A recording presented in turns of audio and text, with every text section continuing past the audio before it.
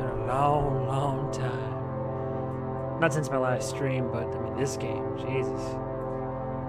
This game's been out for a minute, too. When did this game come out? Uh-oh, there we go. Get my stream manager. There we go. How's that sound?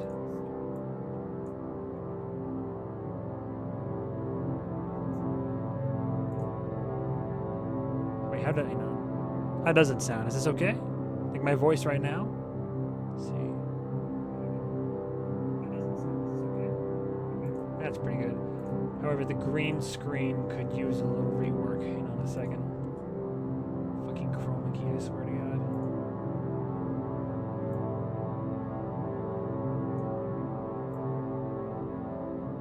Just a little bit of tweaking.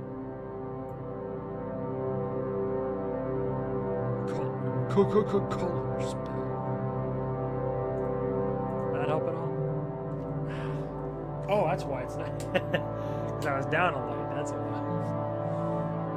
2 lights technically. There we go. No wonder the green screen looked weird. Funny how that shit works. Oh boy. Okay, so also putting this on YouTube, obviously, but I figured it'd be nice to. I remember I was gonna make this the year of indie games, or the year of me playing indie games, and that plan fell terribly short due to other games that came out, but also work, all that fun stuff. So, Gone Home is a game that technically this is gonna be a first. Technically, I feel like this is my first time playing. Gone Home was one of. I don't think it was the first, but it was it's got to be one of the first 5 games I ever played on my channel. And I played it on a old desktop that could not run it, could not handle it in the slightest. And it's going to be like a new experience for me because literally my only memories of this game are a porch, unlocking an attic, and there is a twist, but I do not have the faintest idea what the twist is. When did this game come home? Gone Home release date. Gone Home came out 2013. Wow. 7, 8, 9, over 8 years ago though. Jesus. But yeah, so technically I did play this on my channel. I think it was technically a full playthrough, but again, I do not remember this at all. And they put the console edition out, I think, some years back. But I remember I added this into my library at some point because I decided that I did want to play it again at some point. Yeah. So I'm interested. From what I recall, it's definitely not a hard game, but it was a shorter indie game for sure. Was it? Yeah, no, it was. But it's like you're a gal that's going home. And then, like, you're returning home to your, like, old childhood home, but then there's, like a kind of a, I don't know if it's a dark secret or something. It's not as dark as Firewatch was, but anyway, let's get into it. I'll just leave the graphic settings as they are. I think that I should look fine. I think. New game. Walk and look, and then you just literally, it's one of those, like, simple premises, like, you're just interacting with your environment. Modifiers and commentary. Oh, okay. Disable map, unlock all doors, disable voice. No, keep all that. Enable comment. I don't know about commentary. Let's go ahead and just start it then. Whoops. Okay. Cool. So I'm excited. If I recall, it wasn't that long. So, but I believe it was I think it was good. I remember it got a lot of good reviews when it first came out all those years ago. So.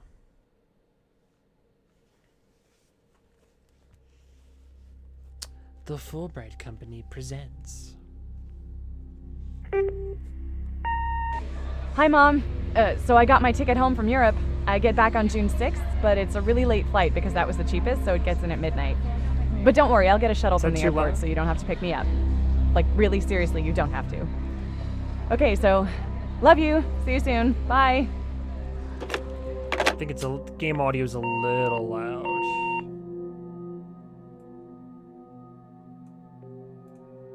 I just don't want it to be overpowered. Check the settings real quick. Alright, how's that sound? Mic and audio. June 17th, 1995. Oh yeah, that's right. Before I was born.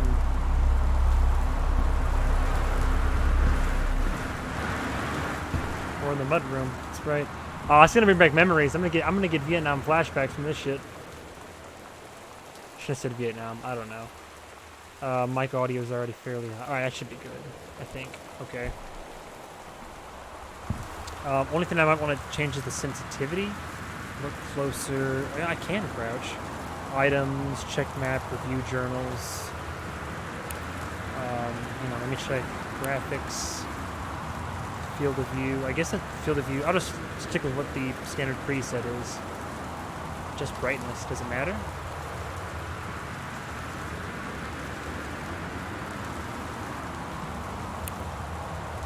Controls.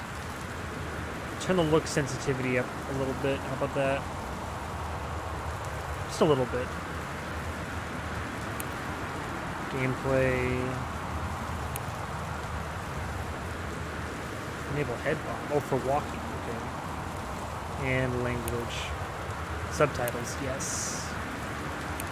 Okay.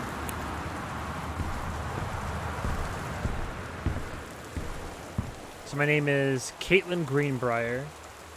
We're in Portland, Oregon. Yeah, and it's June 6, 1995. We're returning home.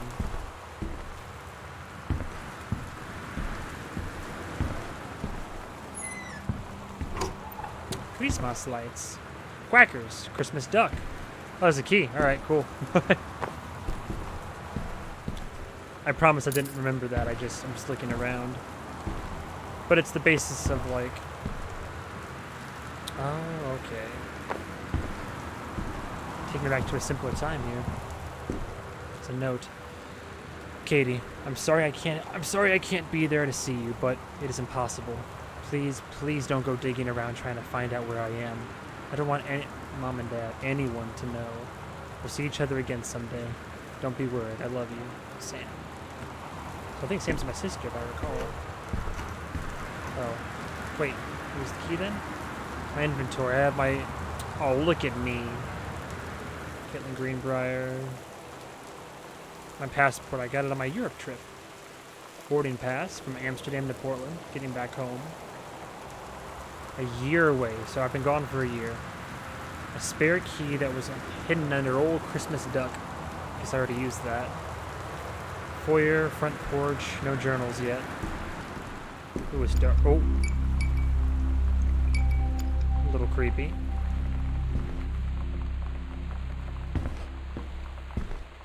Still some moving boxes. Invoice. Wellspring Movers. From Terrence Greenbrier. Boxes, television. Did they just recently get here? Dear Katie, so much has changed, even just since you've been away. We moved into this house. I'm at a new school. And my big sister being gone for a year doesn't make it any easier. It doesn't feel real. How loud is that?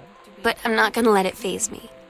I used to tell you everything, and if I can't do it in person, because you're off gallivanting around who knows where, I'll tell it to this journal. Just like I was talking to you. And am I crazy? Is game audio still a little bit too loud? At the new house, added to backpack. Okay, but yeah, they're all the audio journals. Sorry that I keep interrupting myself, or the game rather. I'm just trying to make sure that everything, like settings-wise, we're good to go. Oh, lol.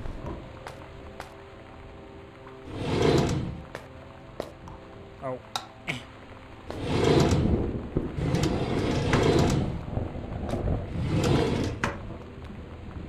Stephen King, author magazine, The Blank Page. How 20 top artists conquer it. Like how you can kind of see like a lot of the just the text added in. Nice place. If I recall, we just got to make our way through and try to examine all the house. That's neat. Sam, Daniel from the old neighborhood called. He wants to come see the new house. Call him back. Mom, Daniel's a total weirdo. The only reason I ever hung out with him in the first place is he had a Nintendo when we were little.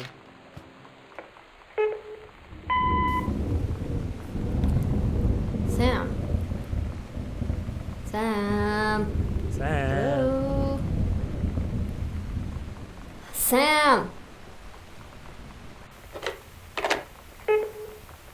Is that me? Sam, where are you? Really? I need to talk to you. Please be there.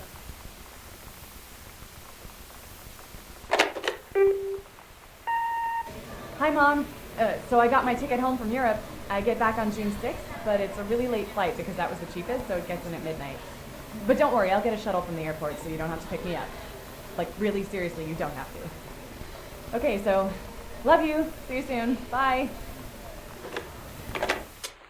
Interesting. No more messages. Grab phone. Can I call somebody?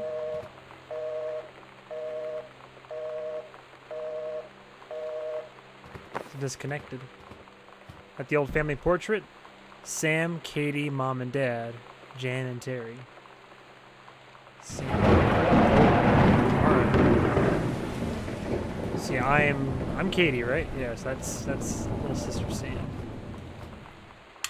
Oh, dork. Oh, Jesus. I'm just going off into one section of the house, I guess. Foyer. It's a nice big house. Closet.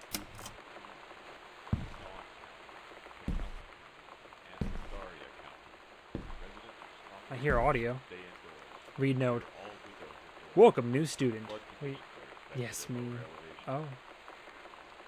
Welcome, new student. We hope that you are as excited about your first day at Goodfellow High School as we are.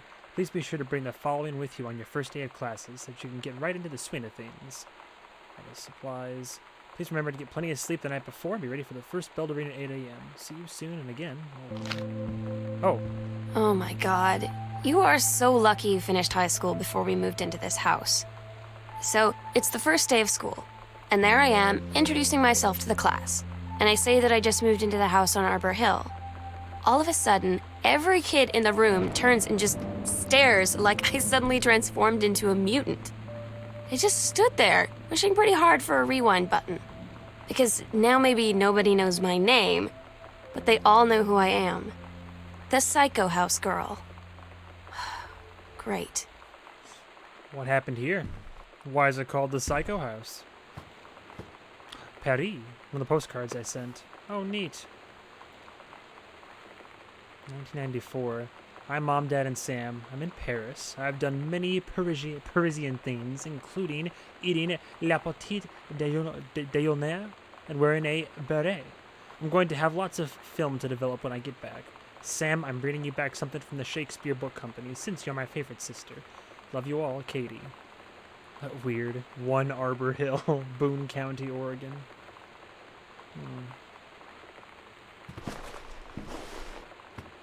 That was a weird, slow get back up crouch animation.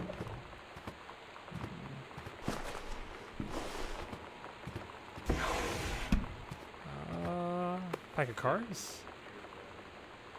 I catch you. Oh. DeSoto. Is that me or my little sister?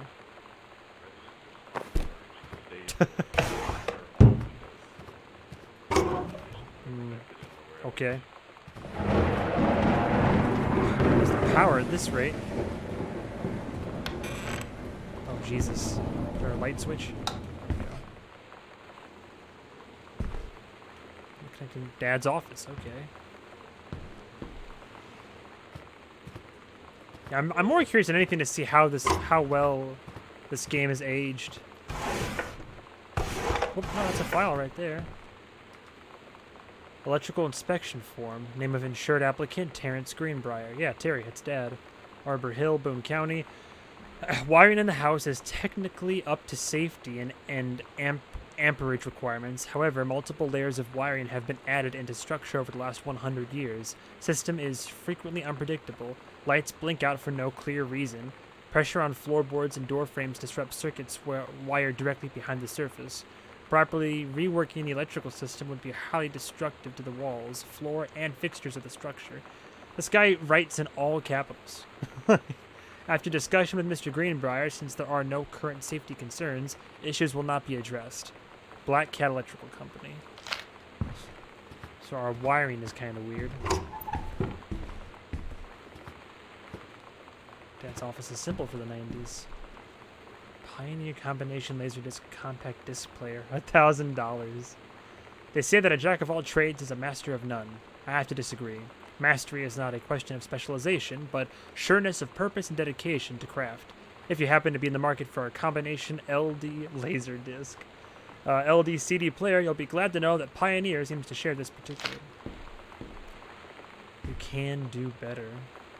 So was my dad like was it like Mad Men? He's like Don Draper. Was it JFK? Wasn't JFK? Wait, JFK? What? Hang on.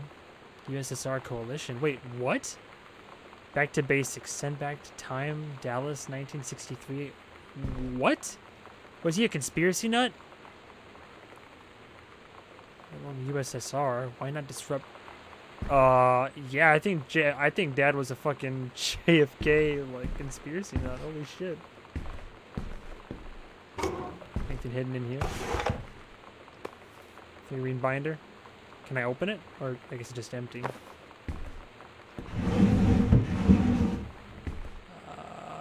Okay. But not a file? I guess not. The killing of JFK, a theory. You've seen the movie, discover the truth. Superb work of speculation, plotted with amazing skills and showing a level of magnetic artistry not usually present in such academic pieces. An important new look at the circumstances surrounding one of the greatest tragedies of all time. Well, I guess, he's one of those dads, like, some of them study World War II, and some of them, they have something to do. Oh, it was a combination. The sound design of this game is loud. Ooh, creepy room. Cool. One of these days, I'm gonna get in the middle of a room, the lights are gonna go out. The hell is this? A library? Vatican Stormy Night. Fresh. Sarah Holst, not gathering moss. The male gaze.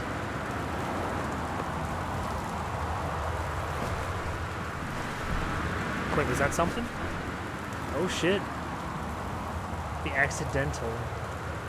The occasional, sometimes unreliable. Savior, hero. A year on the mountain, come down from the mountain, the accidental prophet. What? Names of books or rambling notes? There's gotta be something in the library secret here. Oh. What is that? Grab Dad's book? The Accidental Pariah, Terrence Greenbrier. A message from our future saved the president's life once, but within the next 24 hours, there'll be another attempt, and the lines of communication are down. Oh, so it wasn't he was a conspiracy theorist. Our dad's a writer, I guess. And so he was writing, like kind of like Wolfenstein, where it's like alternate history if Hitler won. It's like alternate history and JFK shenanigans. A stranger under my roof. Oh, we're growing up with kids. Understanding teens. The teen years are fraught with change of all types. Physical, mental, emotional, spiritual. But these changes don't... I heard that. But these changes don't just affect your teen. Your teen's turbulent years are a challenge for parents as well. Maybe the biggest challenge you've yet faced since having children. This book holds insights into your teen's behavior. From the very beginning, as he or she first enters adolescence, up through the end of the teen years as he or she enters young adulthood. The practical strategies here are based upon well-tested principles of pediatric psychology, presented by Dr. Eliza Medina, herself a mother of 2 teenagers. Prepare to gain new tools for establishing a productive, healthy, and loving dialogue with a stranger under your roof. Another letter. November 1st, 94. Dear Terrence, David asked me to write you regarding the reviews you've been submitting the last few months. Oh, so he's a book reviewer? Frankly, they're becoming more trouble than they're worth from an editing standpoint. There's a word limit. It's your job to stay under it, not mine to cut back to it. Even then, it's becoming harder and harder to weed out the tangents and non sequiturs from a usable copy without heavy rewrites. The readers of Home Theater Aficionado want to hear about the quality and value of the hardware, not ruminations on your childhood. If it were up to me, I wouldn't be writing this letter. I'd just be cutting you loose. There's tons of guys half your age who would take half your rate to write stuff I could actually use.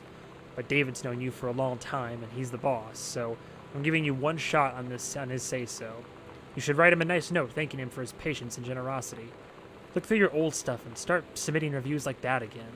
Then everybody will be happy. Interesting. Making the reviews too personal. And there's a code. 0451 for the cabinet. Perfect. Can I run? Probably not. 0451.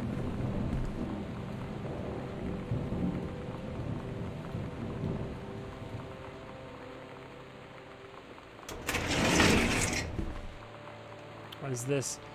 Attorneys at law. Dear Mr. Masson, please find enclosed your original document and a typed copy for your records. The notarized copy has been filed at our offices. Thank you for entrusting our firm with this important matter. Will and testament. Oh. I, Oscar Masson, possessing full competence of mind and memory, and after full survey of valued items to my name, do hereby declare this document my last will and testament. The following shall hold true upon my passing. 1. I declare that I am a lifelong resident of Boone County, that I am unmarried and have no children. I declare that I have no outstanding debts to my name, to any creditors, living or dead. I do hereby bequeath every item of value of which I may die possessed, including a dwelling and surrounding areas located at Arbor Hill, as well as any and all personal property and moneyed accounts, to my nephew, Terrence L. Greenbrier, Jr. of Ellis County. In the event that said Terrence L. Greenbrier, Jr. should predecease me, then, and in such event, the bequest to him shall fall, and the same is bequeathed to his children, as ordered by age and competence as stewards of the estate. I subscribe my name to this will this 13th day of August, 1973. Jesus. Oscar Masson. And nephew is, so yeah, that's the son. Brother. Family always confuses me. Oh, it's just transcribed of the actual letter that he wrote. Interesting. So this place was given to my father. And then my father's trying to write reviews again, looks like.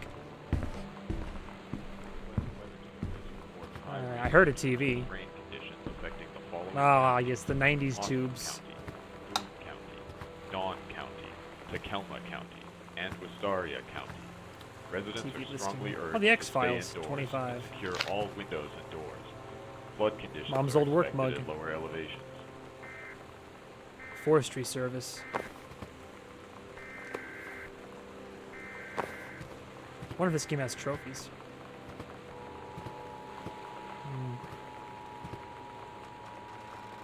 It's that book Dad wrote. Another one? The Accidental Savior. This is a November 21st, 1963. John Russell knows the president's life hangs in the balance, but who will believe him? That's not okay? Austin County, Boone County, Dawn County, Tacoma County, and Wistaria County. Residents are strongly urged to stay indoors and secure all windows and doors. Flood conditions are expected at February lower 3rd, elevations. 1978. Terry, hey man, how you been? I know you're a published author and everything now, but my editor at Hi-Fi Aficionado has too much review work to go around, and he's looking for another freelancer. Naturally, I thought of you. You were saying in your last letter how much of a pain it's been trying to find a publisher for your latest work of literature, and writing stereo reviews is dead simple. Sit at home with a glass of scotch, listen to some records, and write up how it sounds, and then get paid. I've included Dawn some issues of the County, mag to use as and examples. Wistaria If you're County. interested, send some samples to my Residents are editor strongly urged and to tell stay him your old indoors, college secure all windows and doors. in Nam Flood conditions are expected alum at lower elevations. Mike sent you. Here's the address. Do it! Oh shit. Shitload of old VHS. Nice sectional though. Turn that off. Oh god. I had it right under the light. My bad. Making friends even when you... Oh, I don't know. Sam, thought this might help. Dad. Even when... What, when you're gay? Is that what this is? Feeling lonely. It's a piece of cake to make friends. Never worry again about having friends to spend time with. This book will teach you to make friends even when you're... Oh, shy. Okay. You know Oh. that feeling where the first moment you see someone, it's like they have a big gold star around them, and you have to get to know them? Well, there's this girl. I think she's a senior. She's usually dressed kind of punk, but sometimes I see her in this, like, army uniform. The picture earlier. And she's always drawing in this notebook, looking so intense. I had no idea how I would ever, like, have an excuse to talk to her. Till I noticed she and her friends hang out and play Street Fighter at the 7-Eleven every day after school. Okay, I think that's what the twist was, is that I think my sister was actually gay, and then she had to leave home, I think, because she was going through a hard time. Got some za here. Button. Bratmobile.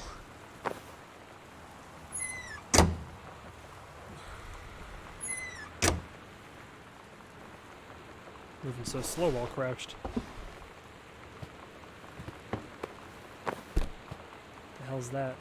Ticket. The Coliseum, the showplace of Oregon. Pulp Fiction, hell yeah! Good taste. Nice. Vintage movie tickets. Hauntings and poltergeists. Find out the truth behind stories that were similar even to our pagan ancestors. Discover how to tell a hoax from a genuine haunting. How to categorize and understand strange phenomena you may encounter. Learn about the unhappy spirits that share the earth with us, and what they can teach us about our connection with the natural world.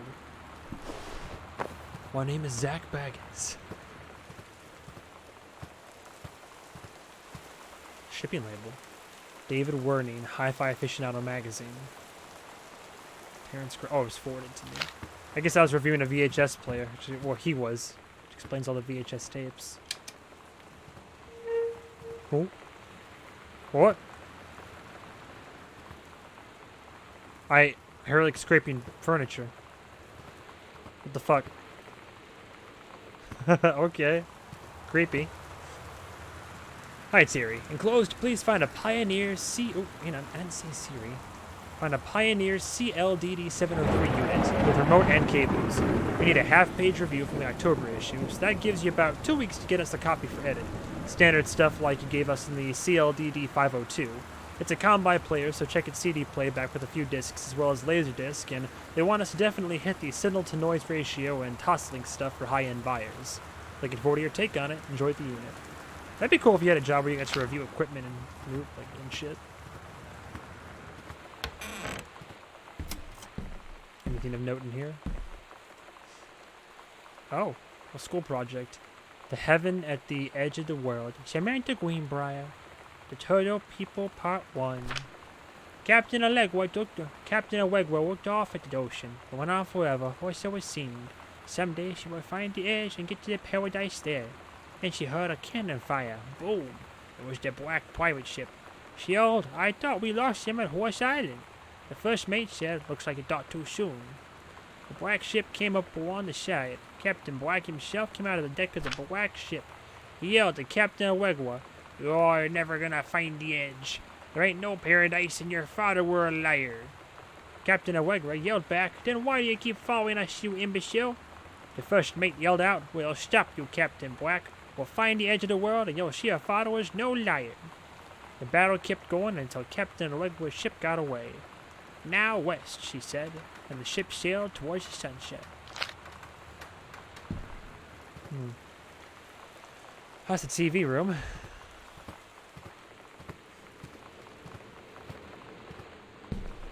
How's that? Crumpled note. Hey, are you the new... Oh, hey, are you the new girl, Sam? The new girl, Sam? I'm Tommy. I'm at the back. Behind you. Wave if you get this and write back. Hi, Tommy. Yes, I'm Samantha. And yes, I'm new. What's up? I just thought since you're new, maybe you could use a friend. I don't have a lot of friends either, and so I thought if I ask something, if you don't mind, do you mind? No, I don't mind. What did you want to ask?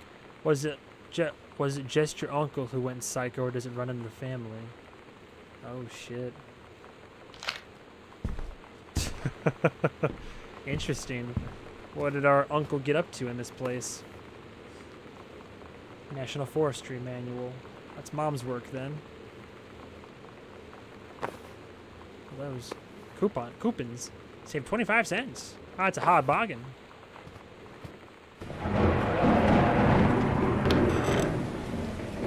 Jesus.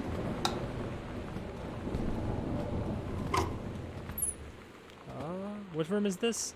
Music room.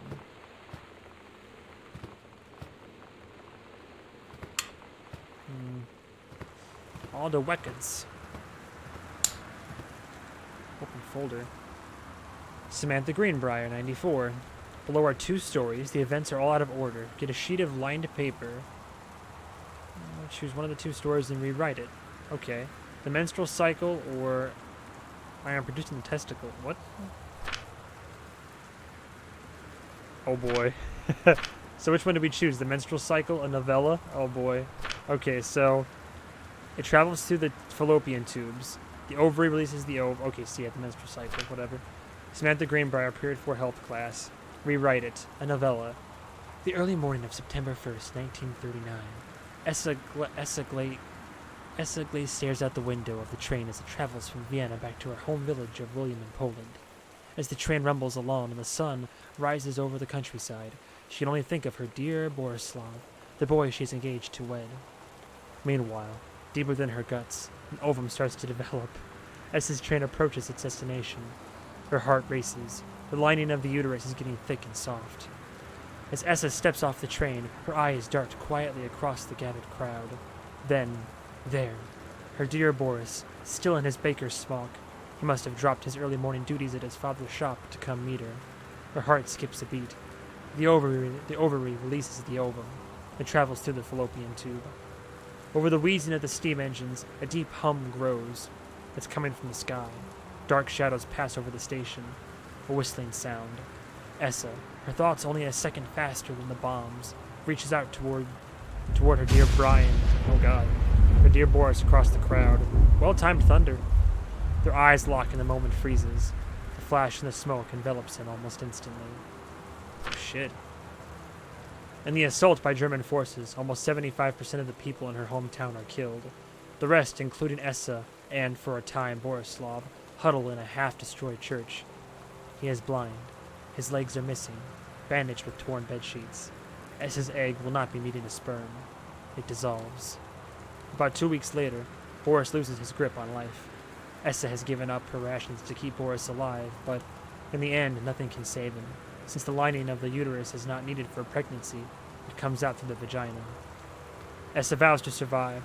She sets off to join the Polish resistance as a daring spy and saboteur. Another ovum starts to develop in one of the ovaries, and the process begins again. It is incredible how the female body knows how to prepare for pregnancy. Damn. So that was really good. Teacher, see me. But also, clearly she got a lot on her mind. World history.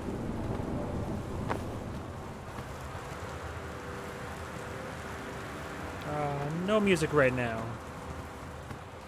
Ooh, a little bar. I like that.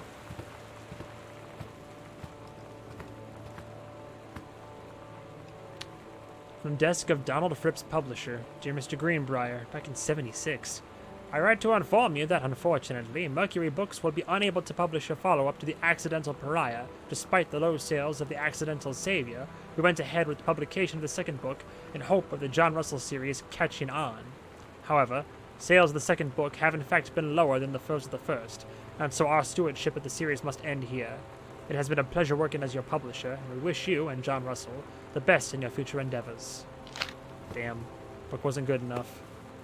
The Accidental Pariah. People just weren't interested in JFK fanfic. What's Gone Home? So I'm revisiting it. It's an old indie game from 2000. I say old, like 2013 was so long ago, but this was one of the first games that I ever played on my channel years and years and years ago. And a console version came out a few years back. And I just wanted to kind of like shift into some indie games this evening. So I'm revisiting it, and I barely remember any of this game. That's old. Yeah, it's older. Comparatively, it's like over 8 years old, so I was like, I'll give it a go again. Because I remember there's like a twist of some sort, and it's like a simple short one, but I don't recall exactly what happened. Long story short, it's 1995, and you're getting back home after being gone for a year into your family's house that you inherited from. They inherited from like their uncle. I was a wee 21-year-old lad. I definitely was. How old was I? I don't know. Math right now. I don't want to do it. Let's see. Read letter. Samantha, please give this to your mother. If I can read this. Janice, thank you for having Danny over to your new home. He has missed having his friend Samantha in the neighborhood very much. Oh, Danny was the weird kid that had the Nintendo. Danny asked if he could send Samantha his Nintendo Street Fighting save, and I gave my permission. He needs to spend less time with those games anyway. No hurry returning it.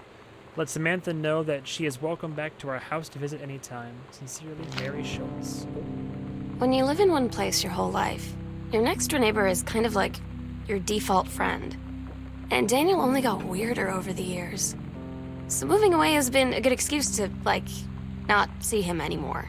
25, by the way. But he did always have the good Nintendo games. Maybe I'll give him a call. But I'm like only a couple months away from being 26, so I gotta get used to saying 26 now. So many unsold books. I'm sorry, Dad. That was the first book, The Accidental Savior, and now we have The Accidental Pariah. This guy wishes he was almost said John Wick, Alan Wake. Let's see.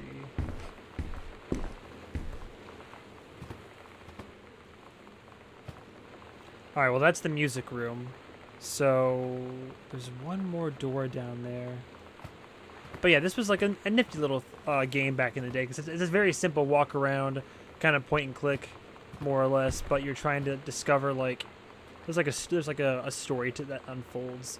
You figure out where your family is and what's going on with your sister.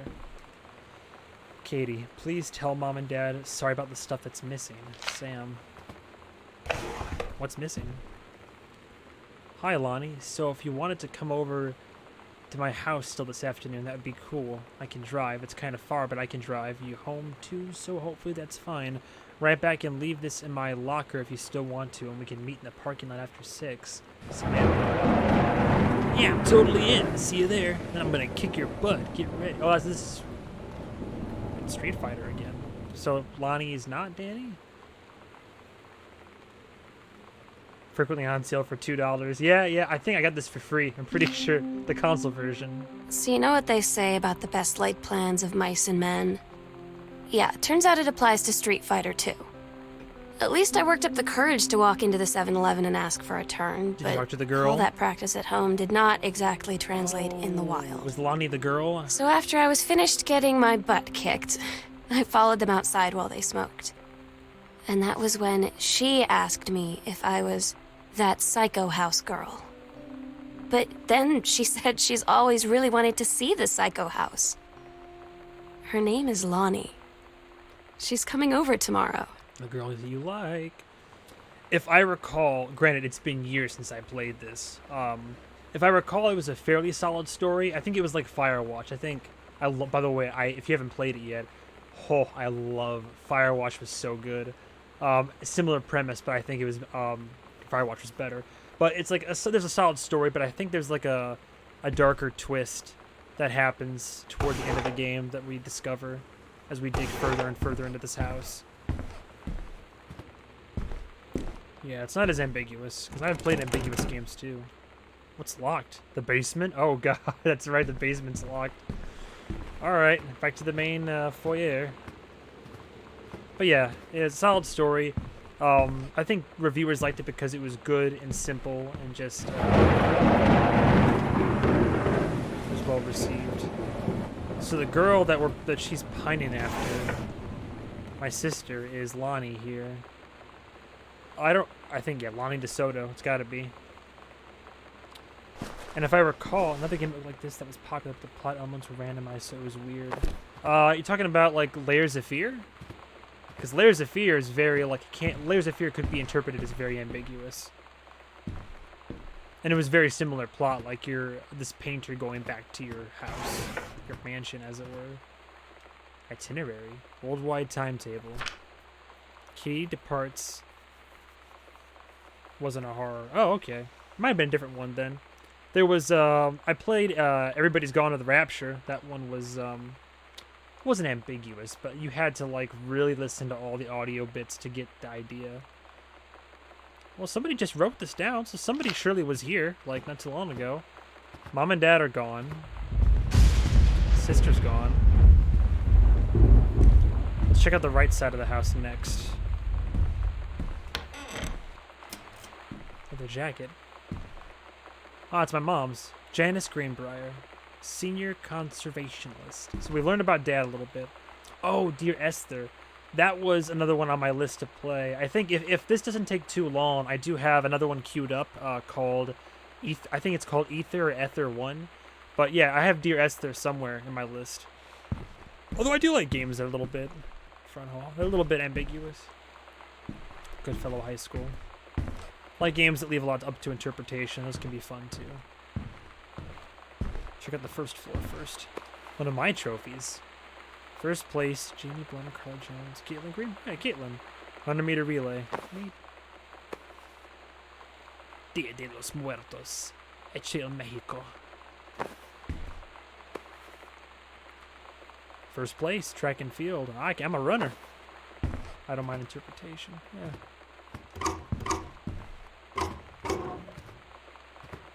Trying to think now if there's ever a game that I played that was like vague but also bad. I don't think I've ever played too many of those. Dear Sam, it's so good to hear from you again. All this new house business sounds like quite the adventure. Remember the little dorm room sorry, cursive is hit or miss with me. The little dorm room we shared freshman year? When we were miserable, fantasizing about our dream homes, I always said I wanted a mansion. You said you just wanted a house in the woods. Look who got both. Somebody up there likes you. I could use some of that magic. Send me some lotto numbers, I'll play them, seriously. But I shouldn't be complaining about this good old split level we've had since Bob got transferred to Winnipeg. Oh, Winnipeg? Oh, we just got new vinyl siding. Jealous yet? Let me know if you want one to trade places. So, how are the girls doing? Oh, so Katie left on her big European adventure yet? Speaking of jealous, right back soon. I miss you, roomie, Carol. That sounds like a Carol. I heard that too. I'm hearing Furniture Scoot somewhere. It was randomized, so everyone had their own interpretation. Oh, that's interesting. A roguelike? Boone County. Ah, yes, when phone books were a thing. Oh, this whole side of the house is locked. Okay. Upstairs we go.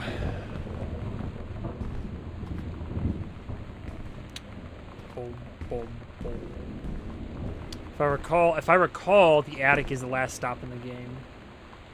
Oh, it wasn't always cohesive. Ah, sounds like they got a little overly ambitious.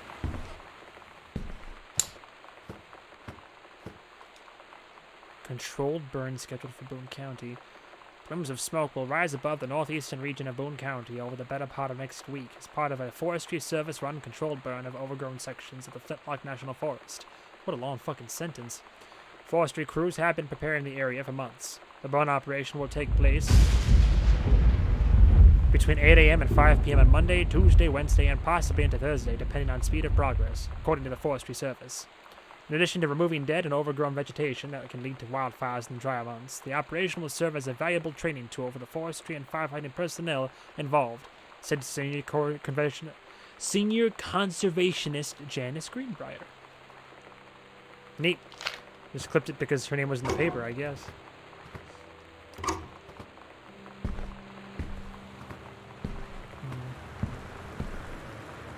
Personal calendar. Oh, God. Cooking class, couples, bowling, dancing.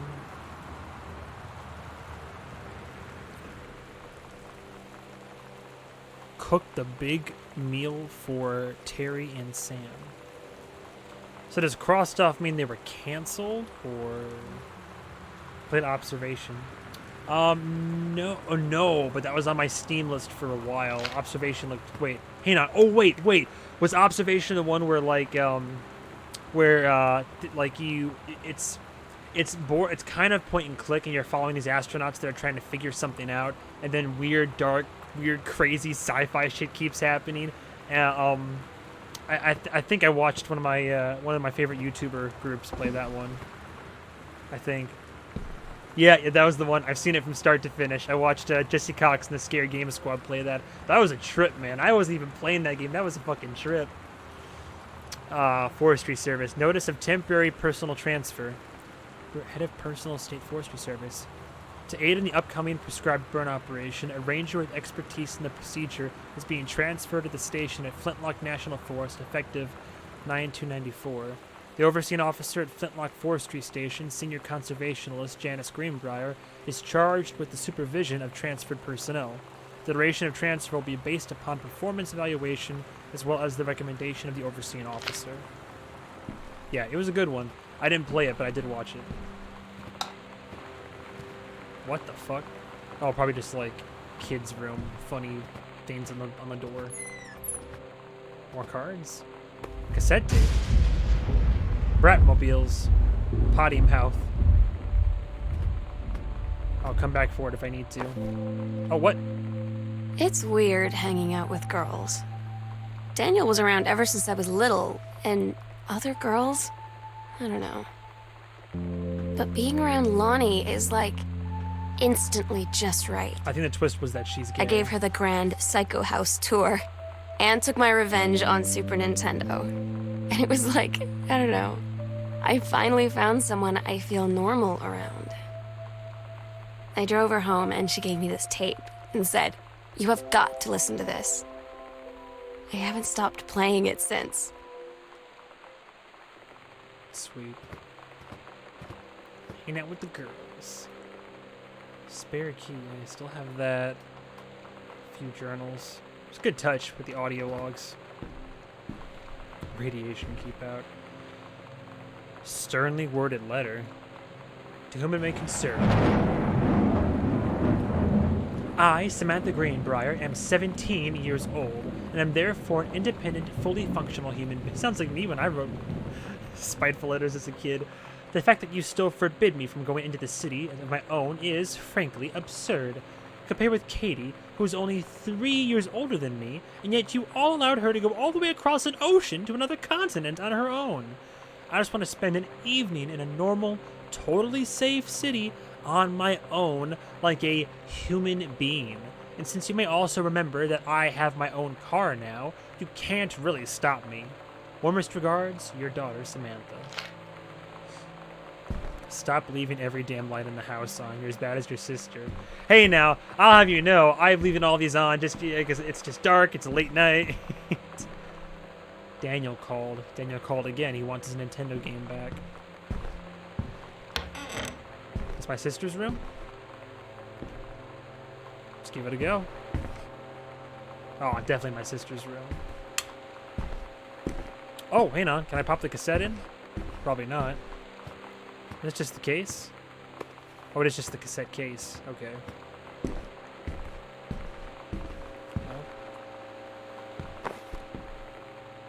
3-ring binder? It's the second empty 3-ring binder I found. Oh, there it is. Sure. Let's get DMC'd.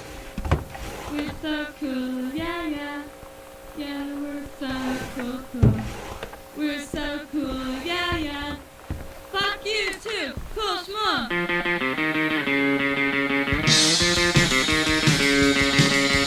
I don't wanna sit around and talk about the water. Work us good all day. Sounds great. Is it the same? Cool Shmuel. Nice. We all had that band phase growing up. What's this one? Oh, Adventurous the Cat returns. Hell yeah. Where's the Nintendo? Read code. Oh, cheat codes. Chun-Li moves. Fireball, lightning kick, helicopter kick, and air stomp. Dope. Gotta take notes. Stare. Whoa. Alright. Oh. Super Spitfire. Journey of Crystal. Yes, all the best genres. Hi, Lonnie. I wrote this in first period and left it in your locker on the way to school. That's what all the cool kids are doing, I've decided. Write me back. Also, here's an idea for something to draw. 2 cats on a motorcycle. Hey, this is a good idea. What all the cool kids are actually doing is sending each other pages on their beepers. But we're cooler than them because guess what? They can't put this on a beeper. Hell yeah. Your drawing of cats was so good that I added a background to make it even better. Maybe I should just stick to writing, though. Haha, I like it. How did you know they were about to be abducted by aliens? I'm looking at Mr. Fish right now. I feel like he would probably have lots of cats. I also like his secret shame. Is he watching Galslow religiously? I'll ask him about it after class. He said he doesn't have cats and also that he's never watched 90210, but I could see it in his eyes he was lying. I feel like an idiot. Brochure. Sam, I think the creative writing track would be perfect for you. Pre-college program for young scholars. Yeah, no, she's definitely a creative writer. Reed College. English creative writing. 3 students from each track will be offered a full scholarship for their first year at Reed. Neat. So, did she not take it? Any notes or anything?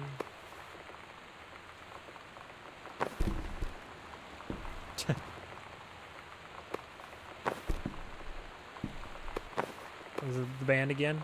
The Misfits. Hey, I know that. I've seen that. That's been coming up in memes lately. Oh, funny how it comes full circle. I don't have a combination yet. Gotta be some clue to it in the room somewhere. I want to believe. Grab Steggy? Stelly? Stegosaur. Oh, Steggy, yeah. That would have triggered a diary entry. Nothing below the pillow. Under the bed? Brother 150. This is the one me and my dad are building. Want to go for a ride when it's done? Of course it's a Phaedrus. Slip. Put paint on.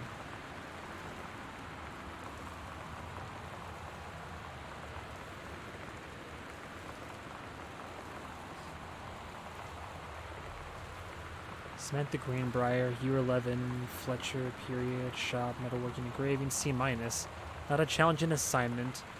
Metal plaque for family portrait, reasonable subject but not complex. When I said that mom and dad should be replaced with parents' names, I did not mean to just add them underneath. Acceptable leveling on edges, show more pride in work. I should have gotten a metalworking. A bit more butch, I say. I'm about it. Groove. Oh, Kurt Cobain. One of the groove. What the hell was that? Lip balm. Thought it was a shotgun shell for a second. I was like, what? Sister?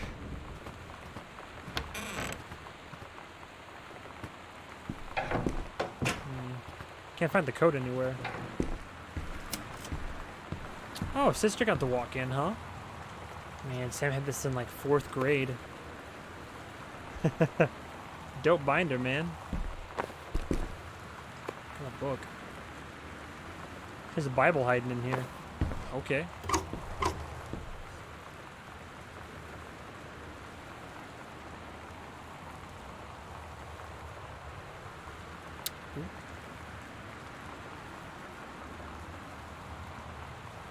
I already had dinner. My roommate is like, I'm getting pizza. I'm like, ooh, that's tempting. Maybe some wings.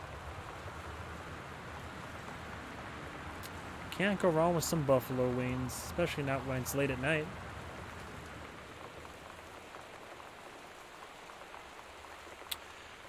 Okay. The King's Labyrinth, Chapter 2, Fraying Threads. Did I write this? Oh, my sister wrote this. Captain Allegra, still in her flowing skirt and sturdy jerkin, descended the single shining thread into the lower cavern of the labyrinth. She and the first mate, on their own now, grew closer to their goal, the throne room of the dead immortal king of the island. The first mate slid down the line onto the stone floor. She swept chalky bone dust from the front of her canvas trousers and looked up at Allegra. The silken thread, nigh unbreakable thanks to the enchanted moths that inhabited the island, trailed behind. Leading their way back into the entrance, from further into the labyrinth, a moaning began to echo. The moaning grew louder and clearer, and turned into words from some ancient language they could not understand. The king's cursed voice. The hairs on Captain Allegra's arms stood on end. She looked back at the first mate, whose eyes remained locked on the blackness of the passage for a moment too long before noticing the captain's gaze. The first mate nodded silently ahead. Following the king's ghostly song deeper and deeper into the labyrinth, they came upon a rocky gap spilling forth otherworldly blue light. The great basin of the dead king's throne room lay below. Skeletal in rotted robes, the king was hunched over the blue orb atop his royal scepter. Shadows of his bony fingers danced on the walls like ghouls. As he sang, wailing souls flowed in one by one through the cracks in the cave walls, pulled into the orb, causing it to glow brighter and brighter. Behind the king, a long staircase hewn from rock led down into the chamber from a passage at the top. Allegra said, "We have the advantage in numbers. I will draw his attention, and then you—" But the first mate interrupted. "No, I'm smaller and quicker, and you know of dealing with mystic energies like these.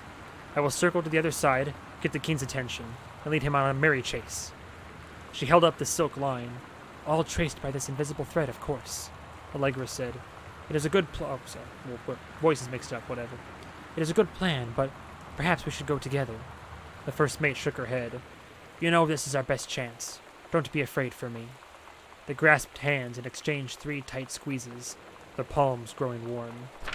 The first mate tied the shining thread to the belt of her trousers, gave a quick salute and a wink, and dashed off. Allegra waited, staring vigilantly across at the top of the stairs where the first mate was to appear. The king continued his... Wait, no. Seeing it stopped. The king turned and began walking up the stairs. Allegra wanted to call out, to do anything to stop the first mate from running headfirst into danger. She tried tugging on the line to signal her. No use. The king was nearly at the top of the stairs when the first mate burst through the passageway. She skidded to a stop. Even from across the yawning basin, Allegra could see the first mate's eyes grow wide. She turned and ran. Summoning his undead power, the king left the ground, levitating, gliding behind her with distressing speed.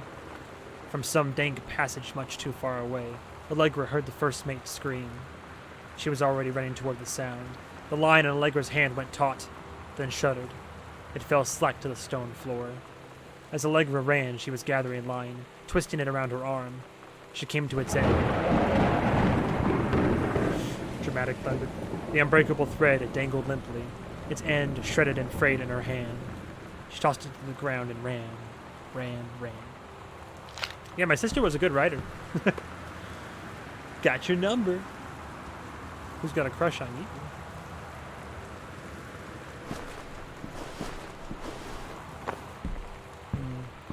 Where would I find a code? Collar. Mitten. 1888 Dry Creek Road. Why is there a cat's collar? Okay. Wouldn't it be 1888, would it? Samantha. Neat. A little gift.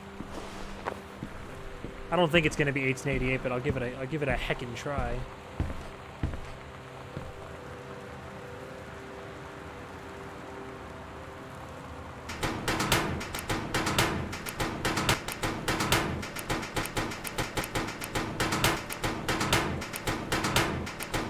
Okay, I'm done. Sorry. It was a good beat. What can I say? Okay, that was Sam's room. Code's not out here, is it? If I were a code...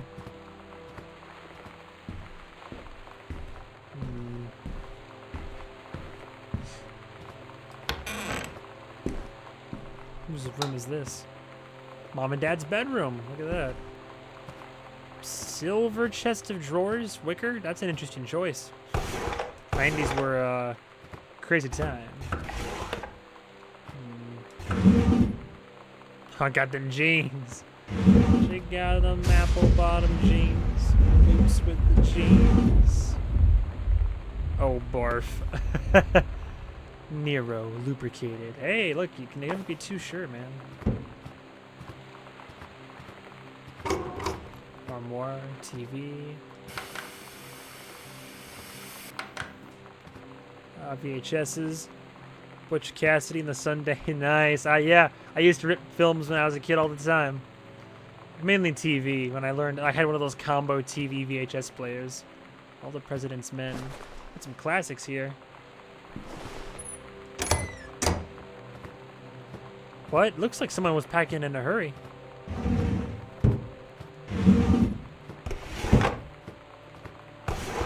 Maybe Mom was. Aw, mittens.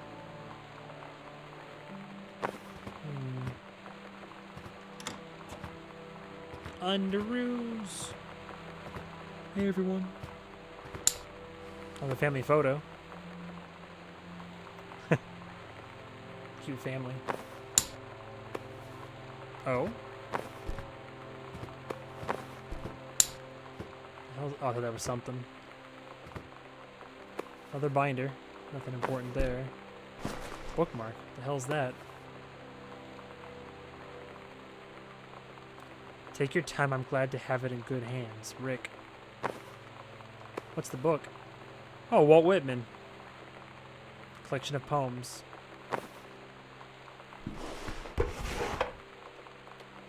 Dear Jan? Dan? Oh, honey, let me tell you. I understand how you feel. Bob and I have had our down periods. It's become a bit of a way of life, actually. You get used to each other. You live your own lives in the same house. The kids grow up. They go away. I'm sorry, this isn't helping, is it? Don't worry. Terry will get over whatever is distracting him.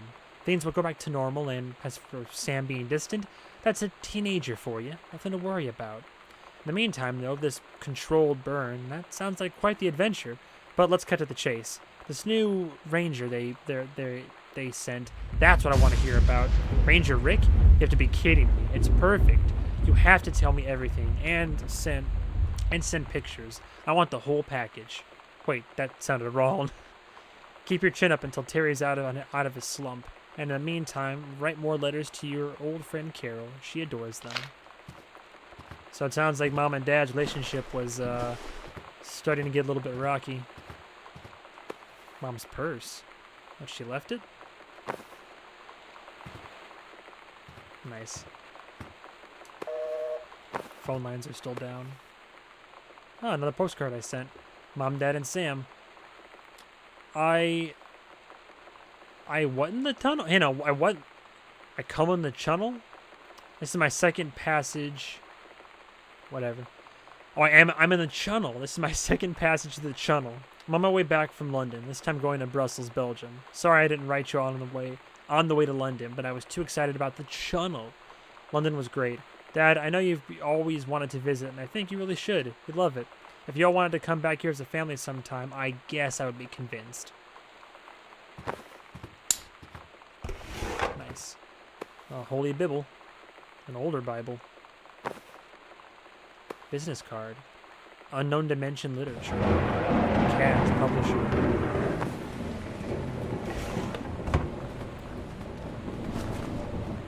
Oh, is that something? Oh, I thought it was something. What's in the closet?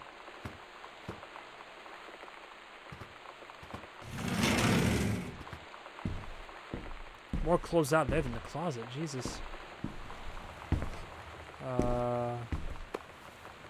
Watercolor techniques. That it? Nothing hiding up there? Hope I haven't missed anything. Oh. A ghost game. Escape from Ghost Mansion.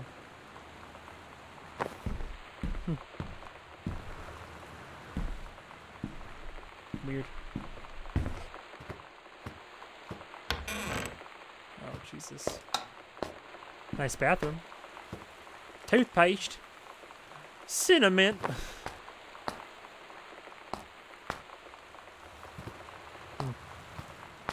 Running out of stuff. No shower or tub in this bathroom? Oh, there we go. I was about to say. Is there a light switch? There we go. Old toilet. After the honeymoon, rediscovering your spouse, personally, spiritually, sexually. A couple of reverends. It may seem inevitable that the spark you and your spouse shared on your honeymoon should fade over time, but it doesn't have to be. Reverend Alexander Michaels will show you how to rekindle the fire you once had, provide simple steps to reopen the lines of communication, leverage the Reverend's decades of service to God, helping you connect with the higher power, number of fresh and exciting ideas in the bedroom. Nice. Instead of missionary, maybe try missionary but faster. The Lord loves a good back door. Alright. Well, that's that. There's a note there. This is my room? Oh. Well. I think it is my room. Katie. Mom and Dad were going to make up the guest room for you to stay in over the summer, but you came home on such short notice they weren't around to do it. You can use my room if you want. I won't be needing it anymore. Oh, shit. What's that supposed to mean? I think she just left home. This is my old room then?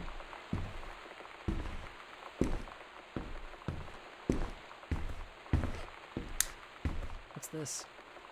Hey Sam, you were asking what I wrote. Something ribbons meant. Oh, this is the rifle team adventure training. This means the Army thinks I can find my way around. The Army has branded me a certified killing machine. I am a born adventurer and no borders can hold me. The Army recognizes this. So if you didn't think I was cool before, now you do. Interesting she left that in here. Samantha Greenbar's composition book, Ghost Hunter Journal, Sightseeing Journal, 94.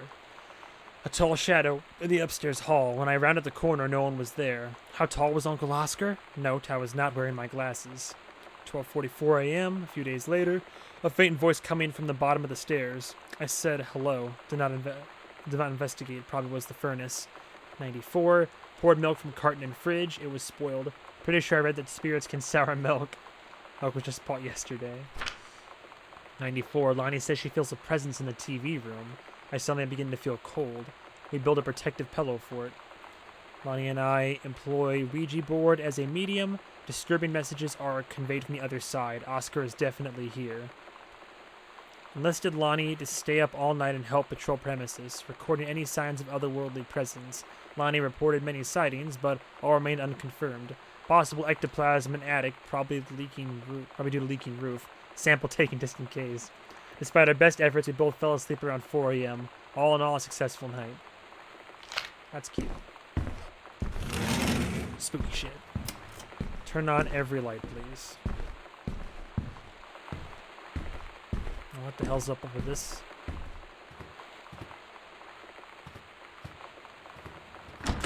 Attic's locked. Sam's dark room. Do not enter if red lights are on. Photographer as well, huh? And sitting room. cassette player. A form. Performance evaluation. Richard Pattermock. Supervisor Janice Greenbrier. Oh, 5s across the board. Ranger Pattermock has been indispensable during the course of the prescribed burn preparation and execution. I believe his expertise and dedication has been the deciding factor in the success of a very complex and challenging conservation effort. In the opinion of the Flintlock Forest staff, Rick, so the new ranger, yeah, Rick's contributions to daily operations have become essential to the outfit's continuing success. To this end, I will be formally submitting paperwork requesting his permanent reassignment to this facility. Janice Greenbrier. Interesting. I feel like there might have been an affair there with old Ranger Rick here. I'd take a wild shot in the dark. Halloween show. The Misfits. See you there. Oh. Lie to mom and dad. Sometimes you just have to lie to mom and dad. Like when Lonnie asked me to see a band with her and stay over at her friend's place in the city after. That's a lie to mom and dad situation. She's not wrong. But it was so worth it. The girls on stage were just so loud and real and awesome. And everybody was moving together like one huge tide of sound. Between 2 songs, Lonnie leaned over and said, "How do you like your first show?" I was so happy. I felt tears starting in my eyes. And then she up and hugged me. I think she could tell. Oh, that you liked her? Yeah, if you do something like that, all you gotta do is like let somebody that you trust or like somebody know like where you're gonna be and not just disappear. So at least somebody can help, like if anything goes wrong. Grab cassette. Nice. More music. Yeah. I get it. Cool stuff.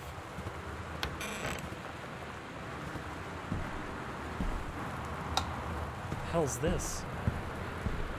Creepy ass room. Oh, sewing room. Well, that's cool. Neat. That doesn't look... That shouldn't fit. No way that's gonna fit. Like, that shouldn't fit.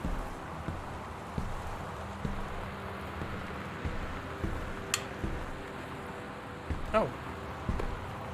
Healthy choices, skills for a helpful life. A map. Oh, Lonnie, holy crap. I was in the library and I noticed something in the corner and I found a secret passage and it had Oscar's creepy old stuff in it. Oh my god, I have to go see this. We're skipping 6th. Mom and Dad's room, upstairs hall. Secret passageway in the library to the closet. What? Okay. Interesting. Okay.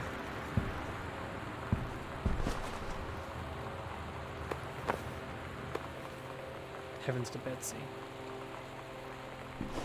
Very messy.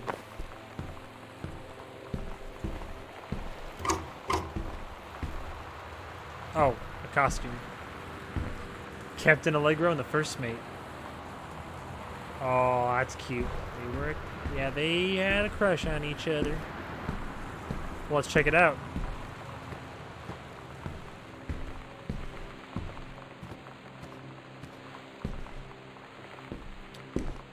I'm really worried something creepy is going to happen because I have a very faint recollection of something creepy actually happening.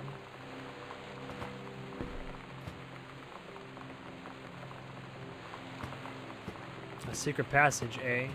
Because I think I've already seen the whole floor then. Oh no, there's a bit past Sam's room. I must have missed that.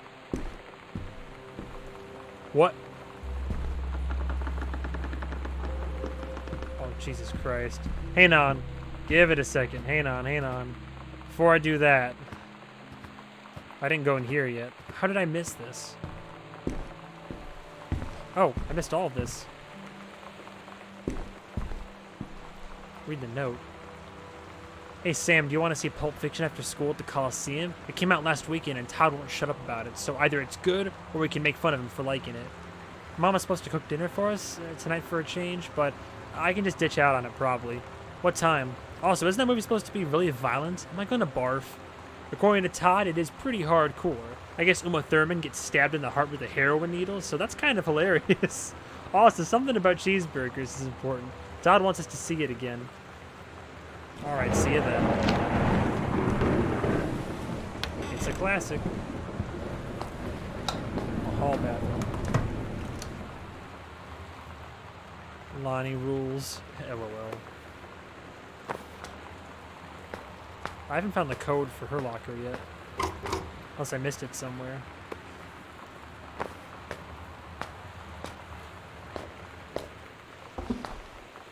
This one's broken. Random. Nothing hiding in there, is there? Odd. Oh, fake blood? Oh, no, she dyed her hair. Oh, whoa. Lonnie brought her hair dye over today. She said, I need to fix these roots. Think you could help? Dyeing hair is weirdly intimate. I don't know if I've touched someone else's scalp before. It's pretty intimate, right? It felt intimate. We looked into the mirror together after, and I expected her to say something about how it looked crappy or good or whatever. But that's when she said, "You're so beautiful." Oh. And she was looking at me. Right in that moment, I wanted to say something, but I waited. And the moment was gone. Feeling all the feels. Alright. Alright, hidden passage time it is. Vaulted ceilings, those are always nice. A secret passageway. Sheesh.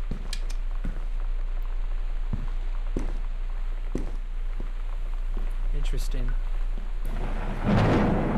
Map. Ghost Hunters, Sam and Lonnie's secret house investigation. Oh, that's cool. So now there's secret parts of the house. Hidden compartments found, 3. Evidence of the supernatural discovered, 0. Interesting. That's cool. It adds a whole nother layer to all of it. So we've pretty much explored most of the house by now.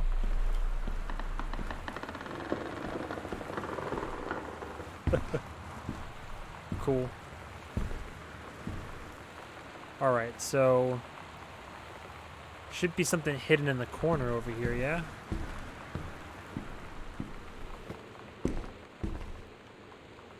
Wait, yeah? Oh.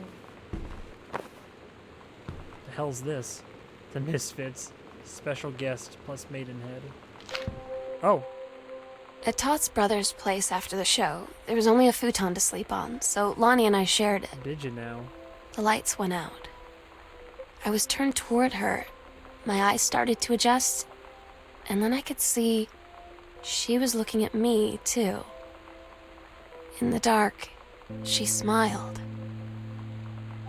My heart was beating so fast. I rolled over. I felt so, I don't know, nervous. After a minute, she put her arm around me and was so close and whispered in my ear, "I really like you." I just nodded my head, and I really hope she could tell. I really hope that she meant what I think she did. That she liked you? I felt like a shook-up can of soda ever since. Oh. I hope we have the chance to talk before I explode. Next hidden room is outside of Dad's office in the hall, looks like. That was me, right?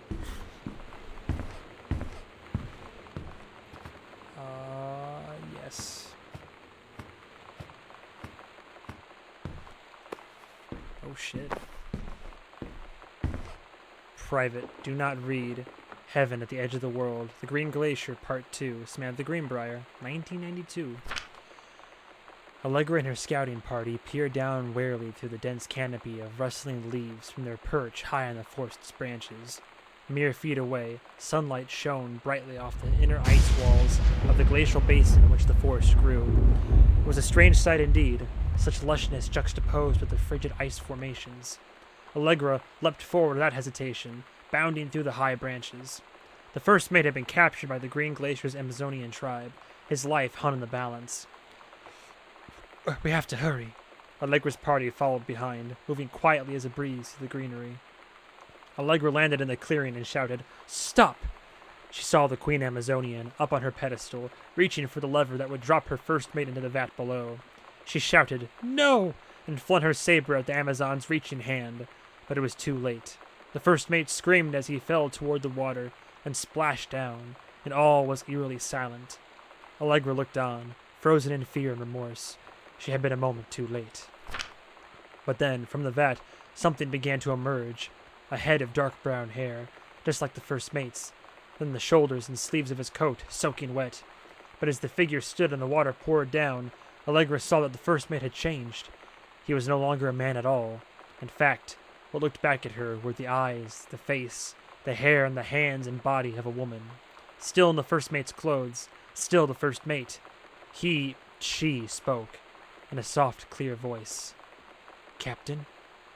The Amazonian queen said, "She is one of us now. She is ours." Allegra drew her magical flintlock pistols from her belt, and her crew readied their swords. Allegra glared into the queen's eyes and said, "That's the love of my life, and you can't have her." Oh, man. Take a second combo scrap? Oh. Write 3 times. Stop at. Something property of Sam, private. 50-1? 50 something 1. Interesting. Half of Sam's locker combo. The second half of the combo for Sam's locker. Oh, I get it. We'll get in there eventually. Did she take her locker from high school? Like, that seems like a little much. Okay, there's a locked door there. I think there's one more secret upstairs, right? Yes, there is. Then what else do I do? I'm almost out of stuff.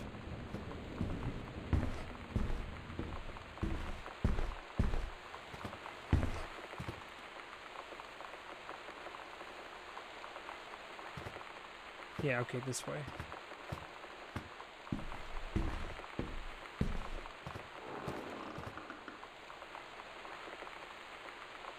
Is that me? I don't know. Oh, there we go. Oh, Jesus Christ. Not gonna fuck with this shit.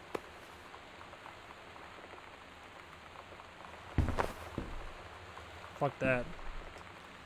Hello, who are you? Oscar, what do you want? To come back. Creepy. Hey, there we go. 0. Let's check out that locker, huh? So 051, was that it?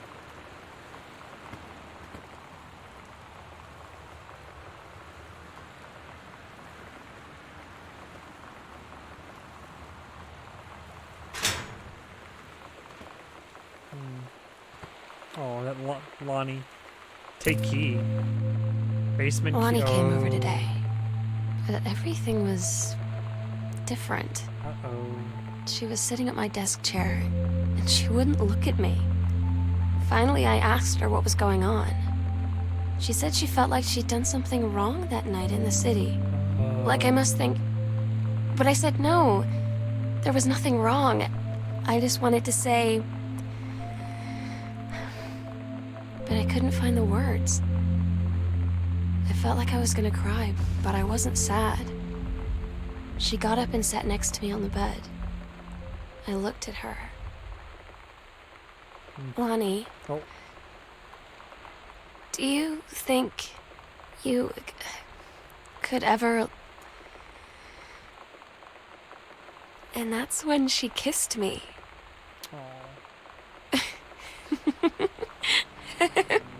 Hey, I don't think that laugh was in the note, little missy. Well, that's nice. Aw, they'd be a cute couple, I'm sure. Cigarettes. Morley filters. Anything else in here? Oh my god, they're shoplifting together. Get out of town. Gosh, Sam. There's nothing wrong. Gentleman. Ooh, oh, alright. Hey, look, that's just the way that she was. She's coming into her own. Just wish I could have been there for it. Okay, so that means we can go to the basement. That's gonna be scary. We've been through worse, though. We played Outlast. Why would you cover the vents? Like how my bags are just still outside. Alright, the basement is... Where is it again? Not here. Down the hall.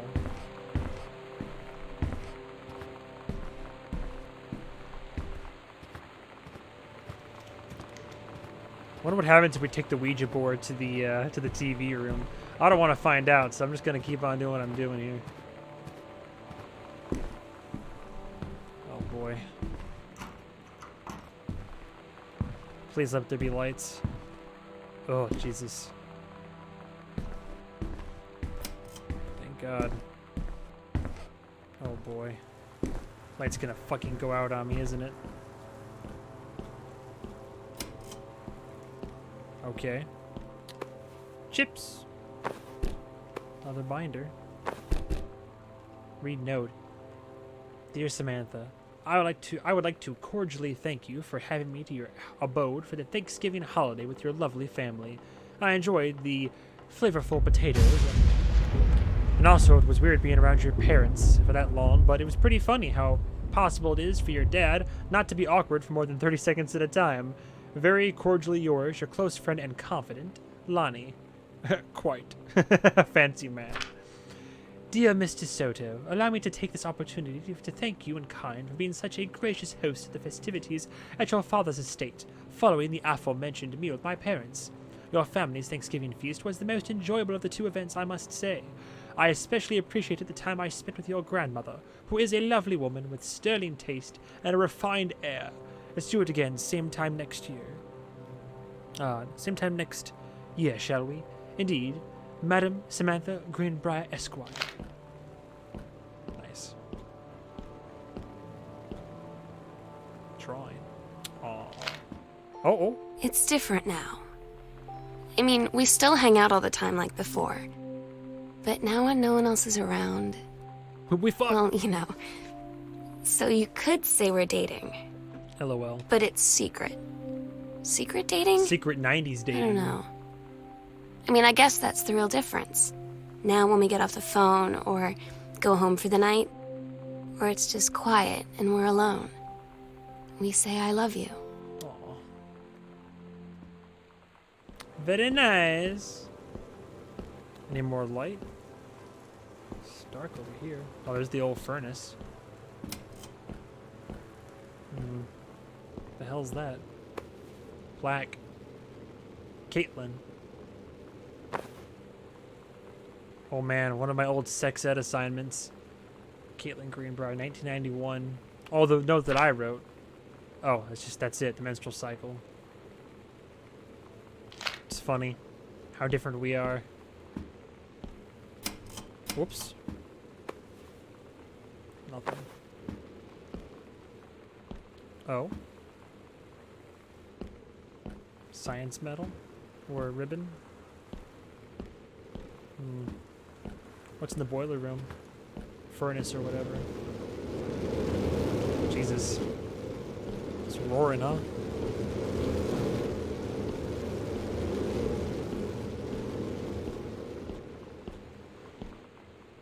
Hello? Reed College. $24.95. Samantha Greenbrier. Dear Samantha, congratulations. I am pleased to inform you of your admission to the creative writing track of the Reed College Summer Program for Young Scholars for its 1995 session. We believe you have much to contribute to the Reed College community. Based on your portfolio and academic record, I am pleased to offer you financial aid to cover 75% of the summer's program's tuition and fees. That's not bad. Not a full ride, but the attached documentation delineates your schedule, optional secondary track choices, and your dormitory assignment. Please remember to submit the attached form if you wish to be eligible for one of the 3 Reed full-time undergraduate scholarships to be awarded to exemplary students at the end of each summer program.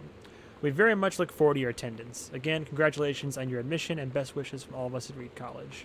Oh? I'm so stupid sometimes. Uh-oh. I was telling Lonnie that I got into my college summer program thing, and I was all making plans like, you should come visit me, stay in my dorm room. But she said, Sam, I ship out on June 6th. I was like, ship out? To where? She's in the military. She said, to basic training. What did you think I was doing all that ROTC stuff for? Damn.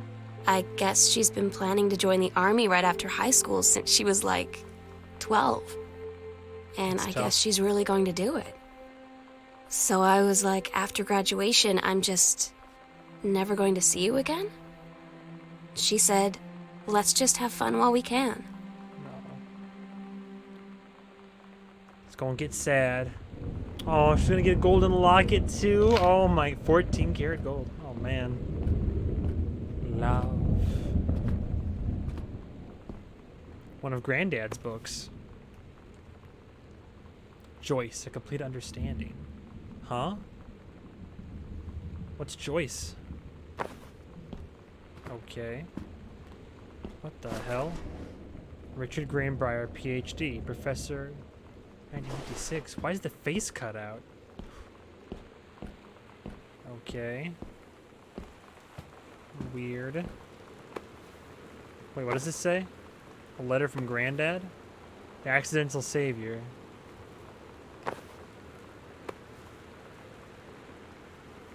Dear Terrace, thank you for sending along a copy of your newly published book. An author's first published manuscript is a momentous occasion. I read it this afternoon. I certainly recognized my son in the subject matter. An author's work is the externalization of that which he holds dear, and that which he fears. And in this respect, I believe your work was successful. But the lens through which the personal shone was needlessly clouded by genre cliches and implausible dime store science-fictional deus ex machina. The great authors speak of their life's milieu in clear and honest tones, the lens crystal that refracts their thoughts without distortion.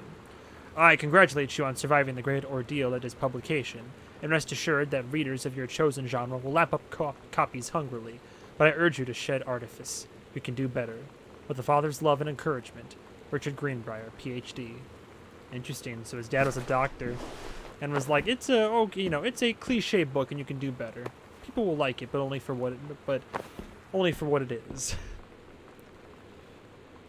Mom's citizenship. Oh shit. Patricia Greenbrier. Neat. So mom was an immigrant?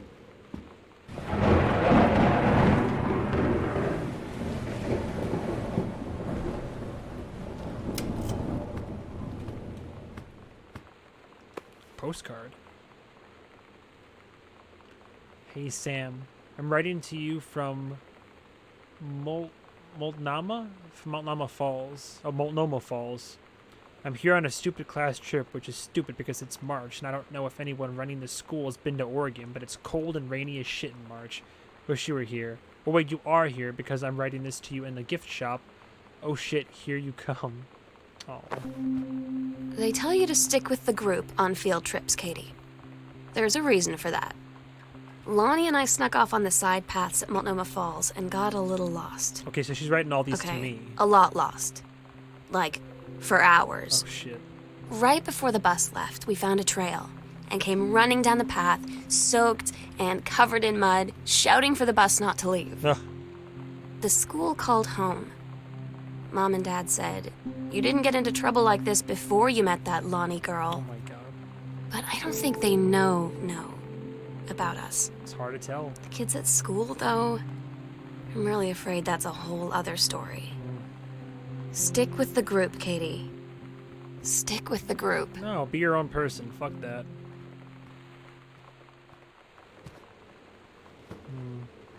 Another book. Something? What is that? Mason's Pharmacy.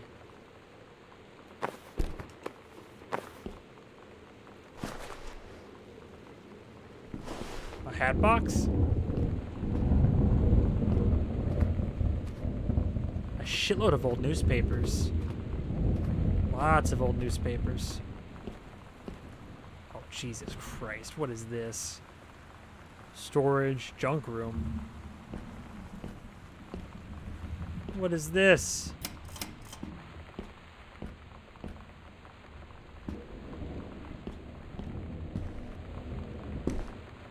Oh, it's stairs. Oh. What the fuck? What? There. Oh, it's another part of the house. Okay, whoa, hang on, hang on. There's one more room down here I didn't look in properly. Someone already opened this secret entrance. House is full of them, apparently.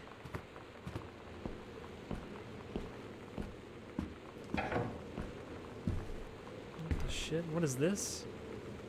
An old servant's quarters. Oh, that's... This is an old house. Yolanda de Soto, Hector Maria de Soto, and Samantha Greenbrier. Dear Sam, I'm so happy you like the drawing. I was thinking of us when I drew it. I knew you'd be able to tell. You'd love Mexico, I think, probably. The nature here is totally different from back home. I keep thinking about Allegra and the first mate lost on a mysterious island where even the plants are out to get them. But then I think of them together, out there in the wilderness together. I start thinking of you again. I lie here in bed and I can almost feel you. I've been trying to save it up for when we're together again. I haven't done a good job, okay, but I tried. Okay, enough about that. Your last letter got to me the day before we start driving back north. We'll be racing this letter home. If I get home first, we can read it together. And yes, I'm thinking tons of photos. I'll have to spend so much time in the dark room. Oh boy. I feel like it didn't end well. X respects. Another page. It's like a drug. The first time I was in my room in the middle of the night, I woke up and Lonnie was kissing me. I heard that creak. Wait, what? Oh no! Oh, what? No, nope. Oh, it was like a sexual letter. Oh, I didn't see that. Right as I read about the creek, I heard the creek. Get out of town. Her and Lonnie hanging out, huh? Oh yeah. Memories. Not gonna read about that. Girl Scout, the band formerly known as Cub Scout, set list. Oh, whoa. Todd's band lost their singer. Todd said he sucked. Lonnie said he got sick of Todd's shit, and he was complaining about needing a new singer. So Lonnie was like, I can sing. And they were all kind of like, you can? And she was like, probably. But she's been rehearsing with them for like a week now. And I finally got to see them play in Todd's basement today. And she's actually really amazing. I feel so proud when she's on stage. It's incredible being in awe of someone you love. So everybody knows it's like a temporary situation till she ships out in June. But till then, I'm gonna be at every single show. Oh, that was sweet. Guest room.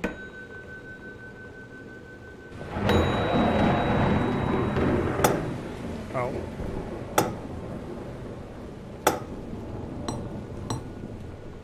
Well, 2 of the bells are broken. Girl Scout.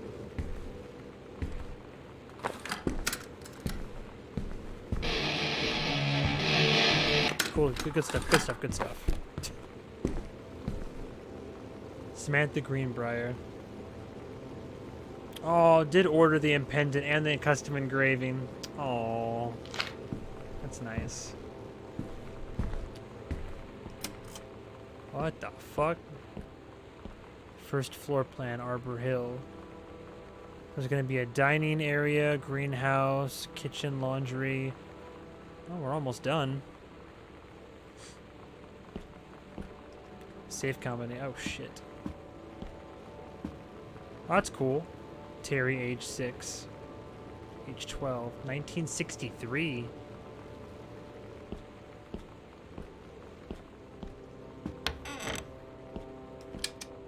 Or doesn't work? Oh shit.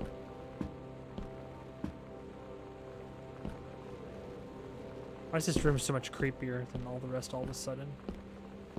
It's weird.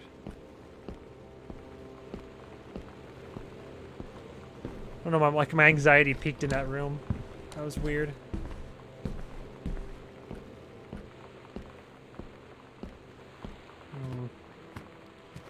Alright, secret passage.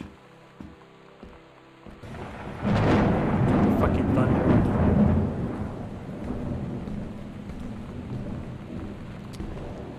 Oh, now I just feel a sense of unease, like something should be happening, but it's not. How's all this? Bratmobile. Well, clearly the sister found all this. The psycho house girl. The cool stuff about being the psycho house girl. Cool thing number one, everybody in the hall thinking you don't know they're looking at you and whispering as you walk past because I guess they haven't heard of Peripheral. Costumes, skeletons and devils, cheerleaders from the Smells Like Teen Spirit video. One girl dressed as Jackie Kennedy. That's a lie to mom and dad situation, but it was so worth it. The girls on stage were just so loud and real and awesome. Everybody was moving together like one huge tide of sound. Is all from her journal? Secret room. Senior high school. Dear Miss Greenbrier. I appreciate the time and effort you put into writing your letter. It showed initiative and was well written, but it does not change my mind on the matter. While I understand that Miss DeSoto was a friend of yours, the fact of the matter is that she defaced school property with profanity. The fact that she allegedly defaced her own locker in retaliation for another student doing the same to yours is immaterial. As to your complaint that no other student has been punished for their part in this incident, the fact is that no guilty party has come forward, and there has been no convincing evidence as to who might have defaced your locker. In other words, there is no one to punish. I would suggest letting this issue drop, as it will only bring more unwanted attention on yourself, which I believe is what you claim began this whole incident in the first place. Cool. Great principle. Awesome. Oh. I don't get Lonnie sometimes. Like, her band, and our zine, and her hair, and everything are all anti-authority. But I watch her in JROTC, and she's doing drills in perfect formation, following orders, no question. Funny how that works. And there's all this stuff in the news about don't ask, don't tell. Like, she's going to join the army and then have to lie about who she is. She said they don't need to know what they don't need to know. Like it was no big deal.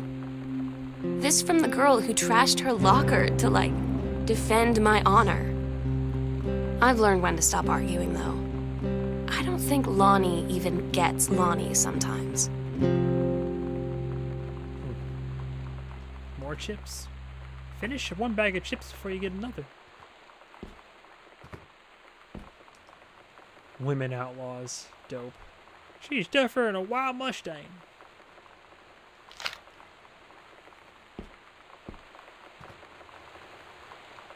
Allegra and the First Mate. Kicking against the patriarchy. That's cool. And they made zines. Oh, they made these. That's awesome. Ready to join the revolution? Take a stand against Grossman and the patriarchy? Hell yeah. Cherry bomb. Oh, it's the reading room. Wait, is it? Hey, where am I? A dark part of the house? Hang on. What's in the walls over here? All these hidden rooms in the house.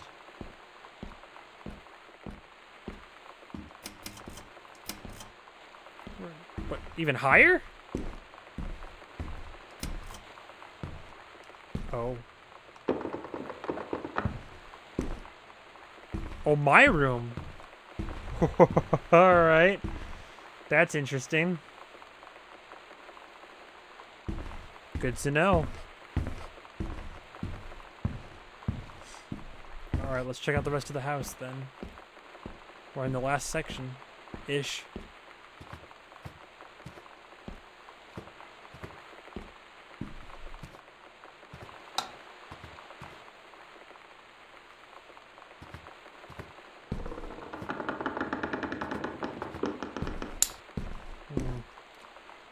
Offer promotion. Bruce Pendleton, Head of Personnel, State Forestry Service. Dear Head Conservationist Greenbrier. Due to your exemplary management of the Flintlock prescribed burn operation last year, and the service's need for experienced personnel to direct regional operations, we would like to offer you the position of Regional Conservation Management Director, responsible for operations throughout northwestern Oregon. Your assistance would be sought to fill your previous position on site at the Flintlock National Forest. Your new posting would be at the Regional Management Building, located at 128 Bullhorn Road, which should be much more convenient for your daily commute. Oh, that's good for her.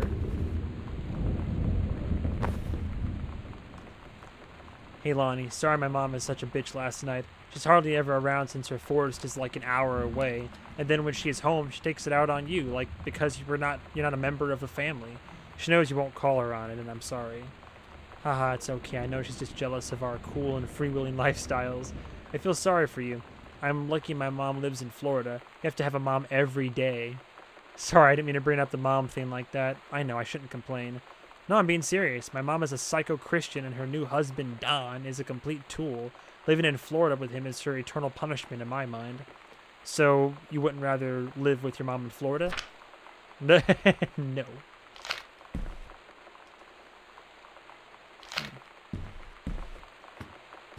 Alright. The hell's this? Bless this mess. Guardian angels up above. Bless the house with lots of love. Close! Close! Oh! The house is... Okay, we're on the first floor again. It's now we've unlocked the east wing. Oh! Salon Josephine. Sam Greenbrier. Shampoo, color, perm, manicure. Interesting. Got a whole makeover, sounds like. Went for the blowout. Earth, Wind, and Fire. 95. Interesting. What that door say? Oh. This skull was the coolest thing I found in Mexico, and it was like $3. I love it. Merry Christmas. Miss you. Yeah, the skull that was on the shelf out there, I guess. Okay. Oh, Jesus. Okay, we have the dining room. Mom has another purse, just chilling down here.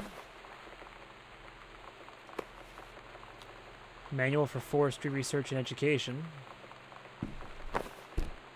A note. Hi Jan, I got 2 tickets for Earth, Wind, and Fire on Thursday, but my girlfriend says she don't want to go. Chasing Music rears its ugly head again. So that leaves me with an extra ticket that I thought you might be interested in. More fun than clearing brush in the freezing rain, right? Oh. Going to Earth, Wind, and Fire with Ranger Rick, huh?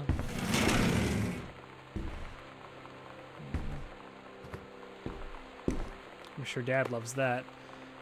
Hey, more of our zines. Nice. Disciplinary referral. Samantha Greenbrier. Distributing inappropriate materials at school ground. What, you mean the comics? Oh, fuck you. God. Sam, since you refused to hear us out this afternoon, your mother and I are putting this in writing so that we are absolutely clear. You are grounded for the rest of the month from social and telephone privileges, and from using your car for anything except going to and from school. We understand what you are going through, but we can't allow you to continue with this kind of behavior at school. And clearly, once your privileges are reinstated, we can't allow you to have your bedroom door closed while Lonnie is at the house. This is the last word on the matter. Get back on course so this won't have to happen again. I had an interesting talk with Mom and Dad tonight. One you were never gonna need to have. Are our parents intolerant? I mean, you've known, right? I've known. I've known since, like, She-Ra. Mom and Dad didn't, I guess. But they saw the zine and the stuff on the locker, and they were like, is there something we should know about you and Lonnie? And so here's the thing. I was prepared for them to be mad, or disappointed, or start crying, or something. But they were just in denial. You're too young to know what you want. You and Lonnie are just good friends. You just haven't met the right boy. It's a phase. That's what I didn't see coming. That they wouldn't even respect me enough to believe me. Damn. Well, joke's on them, because they're in for one very long phase. Damn. That's unfortunate.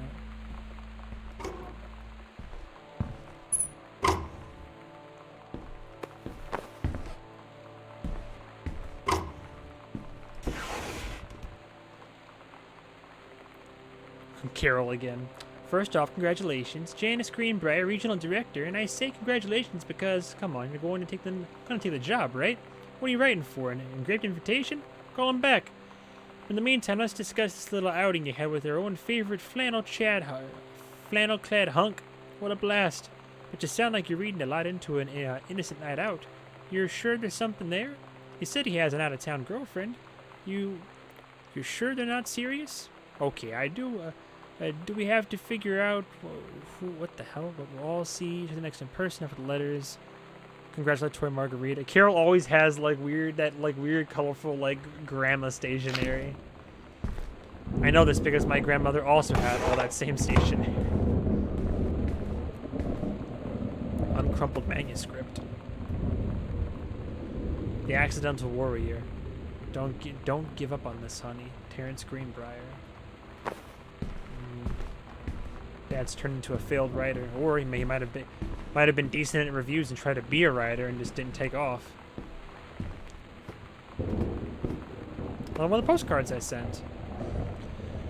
Hi, Mom, Dad, and Sam. The Vatican is weird. As you can see, the Catholic Church still has a lot of money left over from the Middle Ages. I've gotten to see all of the art, including the Sistine Chapel ceiling and the sculptures by Michelangelo, Donatello, and the rest of the Ninja Turtles. Mom, we'll have to come back together. I would love to be here with someone who really appreciates the history behind everything. Also, Sam, they have various relics, as in pieces of important dead people, so you should probably come too. Next up, Barcelona. Calm down, Dad. I won't get gored by a bull, probably. God, no butts in heaven. It's great.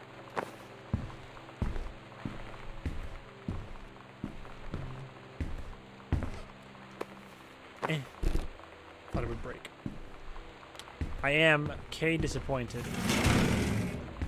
A kitchen over there. Some of the hall lights not working. It's fucking dark over here. Okay. Are they renovating this place? Invitation. Mr. and Mrs. Jonathan Blair request the honor of your presence at the marriage of their daughter, Helen Margaret and Mr. Richard Morris Pattermark. Sam's schedule working in Crown Burger on Bethel Road.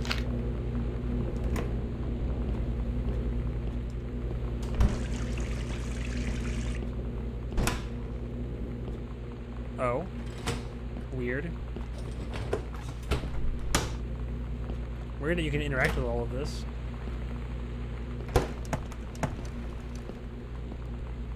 I gots to know.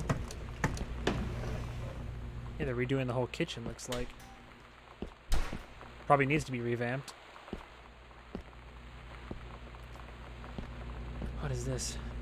Samantha and Danielle were in the woods one day. It was sunny and they were on an adventure, but they went to the something part of the woods and it got dark. Danielle said, "Are you scared?" To Samantha, "No, they were to the part that never had been before on an ocean." Samantha said, "I'll be the captain and you be the first mate." Danielle said, "Aye, aye, captain," and they went on the ship and started sailing away. Daniel finally came over to get his game. I'd been dreading it. But he brought this story with him that I wrote when we were little. Oh, because he was the first crow. I started reading it. And then there I was, crying at the kitchen table. He asked what was wrong, and I was thinking about how we used to be friends, how much I'd taken for granted. But instead, I told him about school, and Dad, and Lonnie. And then how sorry I was that I wasn't his friend anymore. He gave me a hug and said it was going to be okay. For some reason, I almost believed him.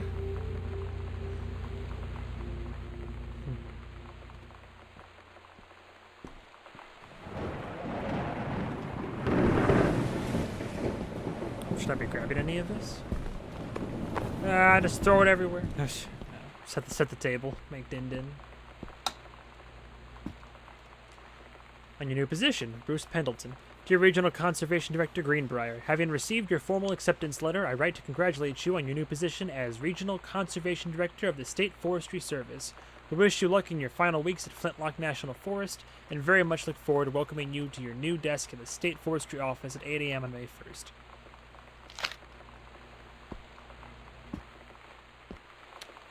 Anniversary trip. Katie comes home this month, and we'll call with exact date. Rick's wedding?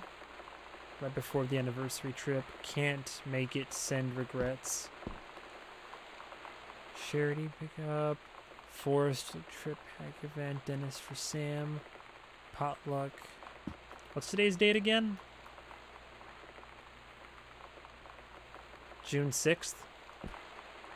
Oh, the parents are on their anniversary trip. Oh, so yeah, the parents are gone anyway.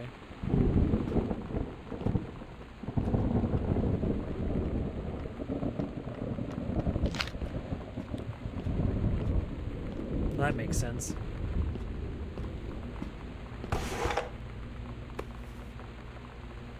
Pratmobile.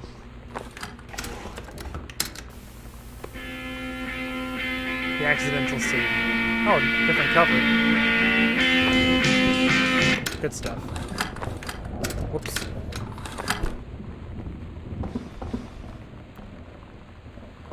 Cups. More cups. Side room. Whoops. The accidental pariah.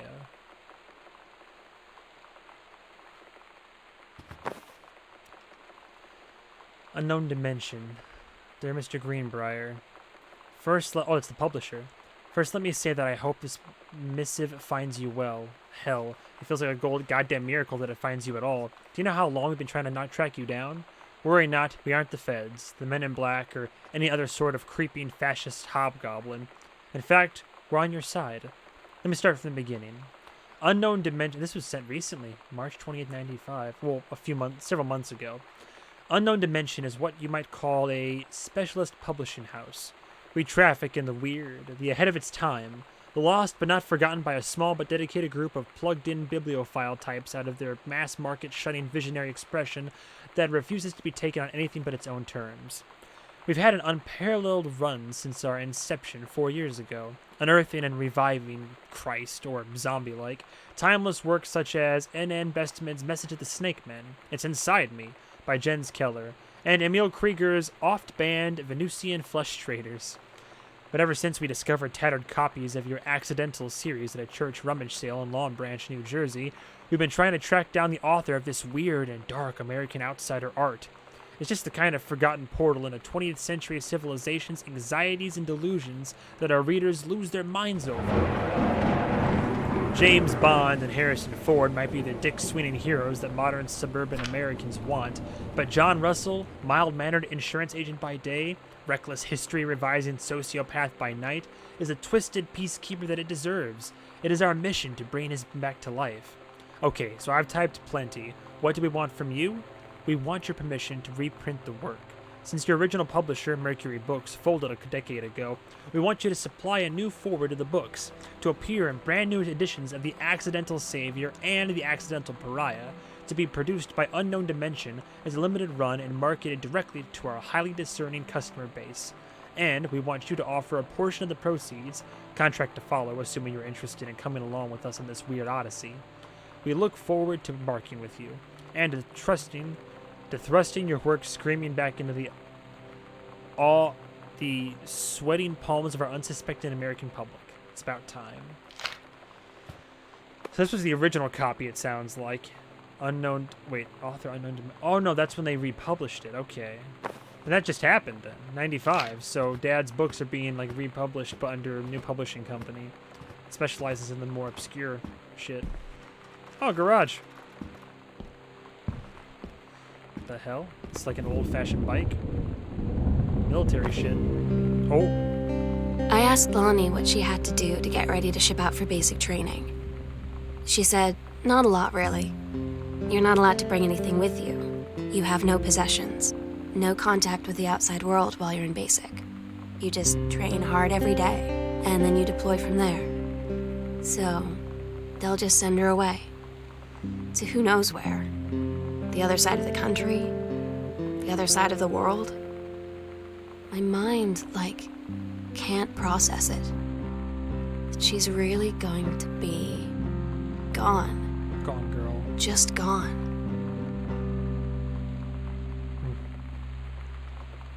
Sam, your mother and I will be away for a long weekend celebrating our anniversary, June 3rd through 7th. We will be camping in the gorge, but we will give you a call on the way home. Sorry, the kitchen is still mid-renovation. Never trust a contractor. $40 on the table to order pizza while we're gone. Be good.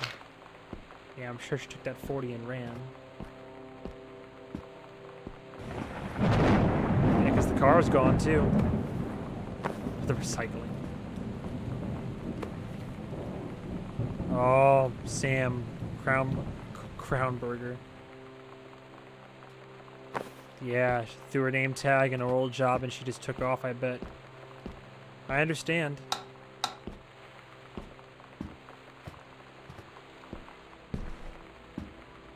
And I missed out a lot on a lot over the year. Okay, let's head down the hall to the last bit of the house.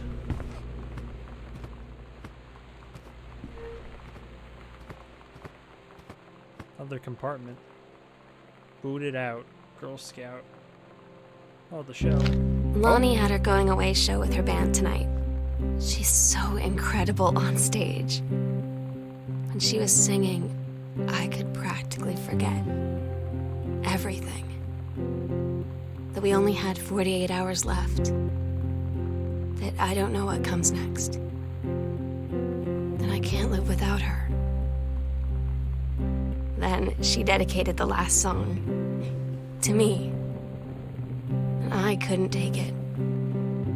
I was out on the curb in the alley, sobbing till my ribs hurt. I would follow her anywhere, Katie. But I can't.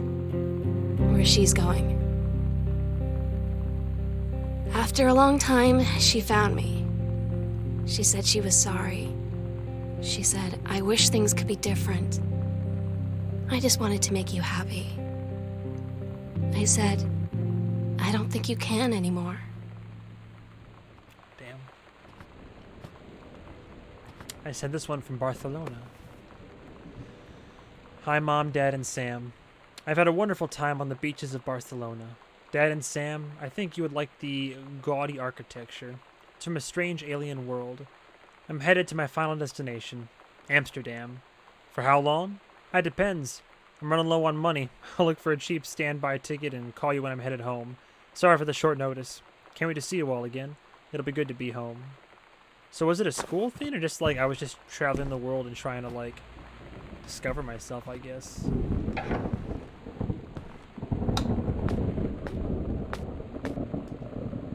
Home cook?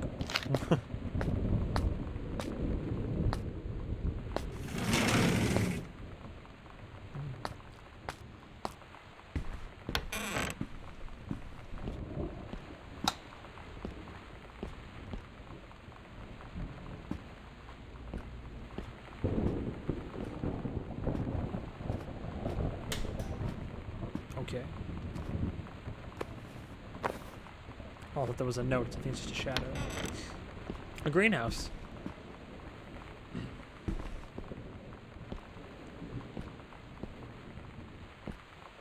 Oh god, is there anything out here? Typewriter.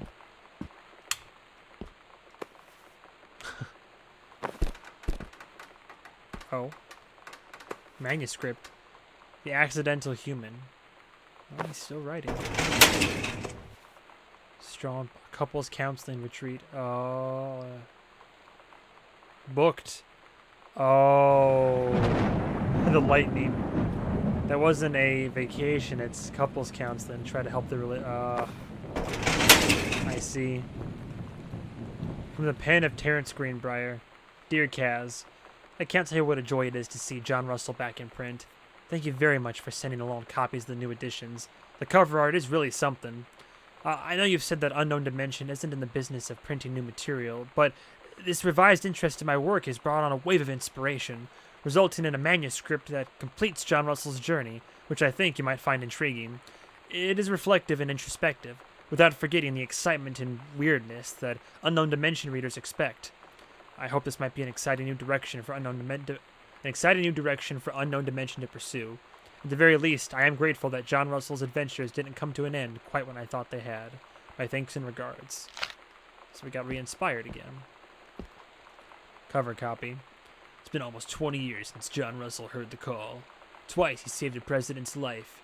He's practically forgotten the days of the future, of danger and excitement, the days where he mattered. So when that familiar rip in time opens in front of him, and his handlers peer out, he doesn't hesitate. Is the president in danger? No.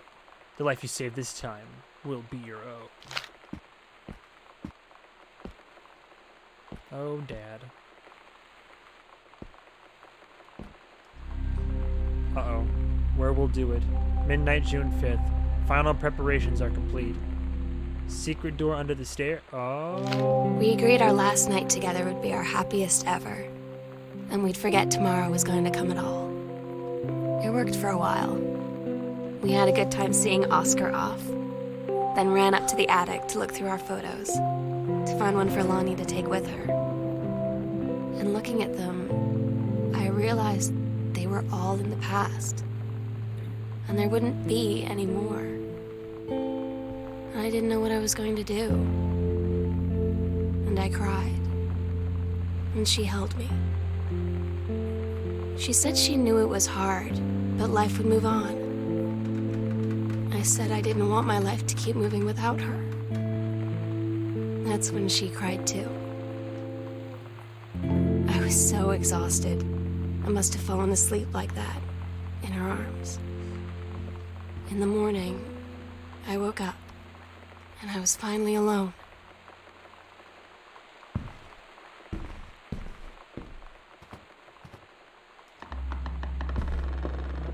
Oh, shit. So many secrets in this house. Oh. What?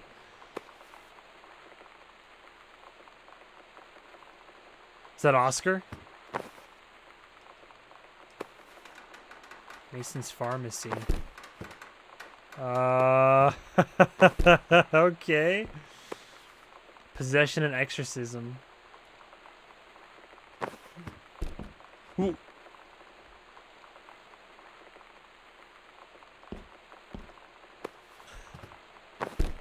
Oh, okay. I thought it moved on its own. Honey snaps. Oh, just more snacks. The attic key. We're almost at the end. Yeah, I forgot how this was like a shorter one. The sunset light in this house is the saddest thing I've ever seen. I just want to sleep. When I'm in the attic, it almost feels like Lonnie could still be here. She's just downstairs. I'm just waiting to hear her pull down the hatch and come running up. Maybe I'll go up to the attic and wait. Oh, I know. I hope my sister didn't kill herself. I don't remember what I just know the game ends in the attic, but I forget how it ends. Oh, Jesus Christ. Alright, well, this is it. Don't you... God damn it. The fucking storm. Get out of here with that shit. Oh, alright. Fuck me. I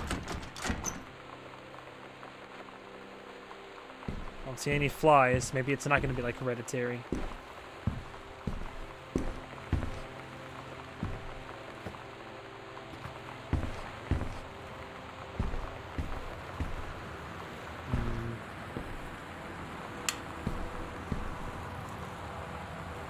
Sam, I'll always remember what we had.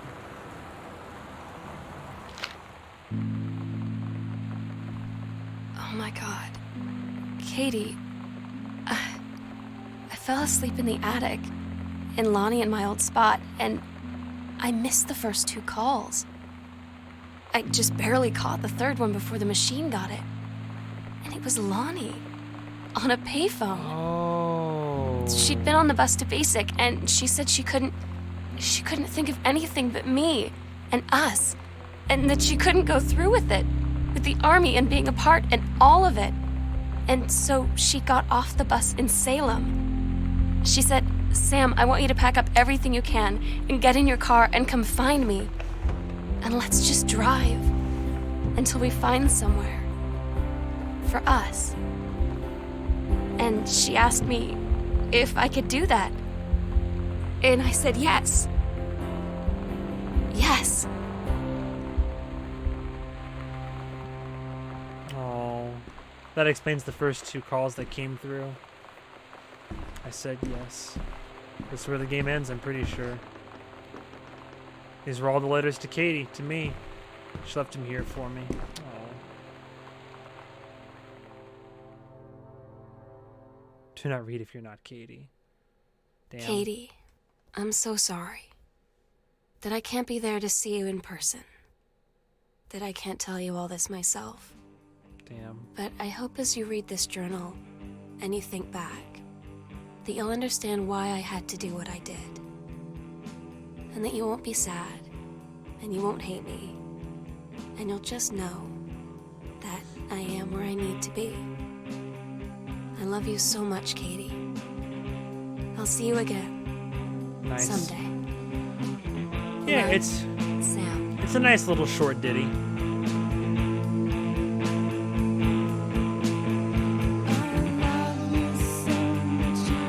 Yeah, I think it's was there only 4 people? I think it still holds up. Gone home. Are there multiple trophies? 9%. Whoa, what? Did I miss something? Oh, I bet I missed some trophies. Oh, hang on a second. Whoa, whoa, whoa. Oh, no. How many are there? That's a good chunk. Complete the game having found all 23 of Sam's journal entries. Alright, well, great.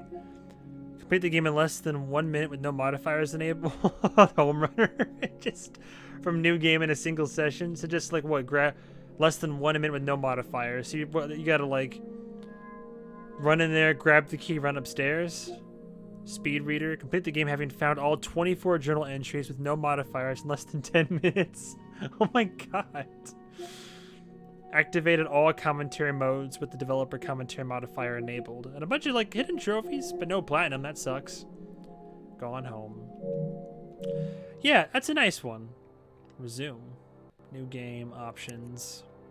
Yeah, I'd say overall, yeah, for 2013, wasn't that long ago, but that was still like the fledgling days of what, PS3, right? Yeah, it's a nice little, like, for people that aren't even like frequent video game players, it's also a nice little kind of just, you know, just one location, you walk around, you listen, you read, you kind of uncover a little story, and there you go. And I like how it's I don't know if I would say this set the groundwork for anything, but it definitely like further helped to pave the way for games that were similar to this. But it's just a nice little story about like a gal that discovers that she's gay, and then our parents weren't quite, I don't know if it was intolerant, but they were like, oh, it's just if they weren't really accepting it, they weren't believing her. And so yeah, it was nice. By the end of it, like, girl doesn't go off to the military, she loves her, and then she loves her as well. So quits job, throws it all away, and they drive off together. It's really nice. They just kind of go to have their own life. And I'm discovering all this as I get back from vacation. Like, sorry, sister. So it's a lot to take in. I am curious. I don't know if I want to get into a whole nother game right now, but I at least might want to, I don't know. Like, how long is Ether going to be? Because that was only 2 hours, but I feel like if I start Ether, it's going to be a longer game. That's loud. Jesus. Yeah, how loud is that on your end? Jesus. That's loud. Well, not too loud, I guess. What if I just start it up? Because I was going to do multiple indie games, but I was thinking about this one. I forget when this one came out. Oh, God. Early Unreal. White Paper Games. I've never even heard of that one. I might go all out and do both, I think. Ether 1. Oh, this game's showing its age. I guess I'll change the title. You know, I'm gonna take a quick break. I'll use the bathroom and such. Okay, revisiting Gone Home and playing, trying Ether 1 after all these years. Change the title. There we go.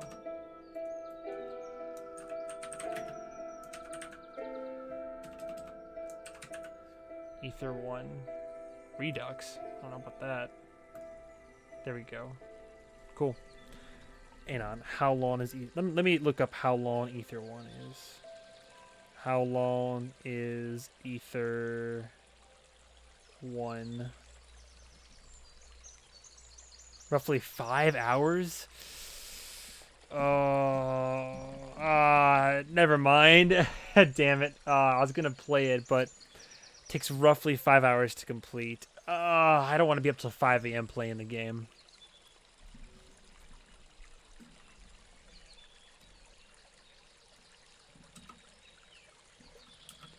I'll leave it at Gone Home on Twitch, just to avoid any confusion.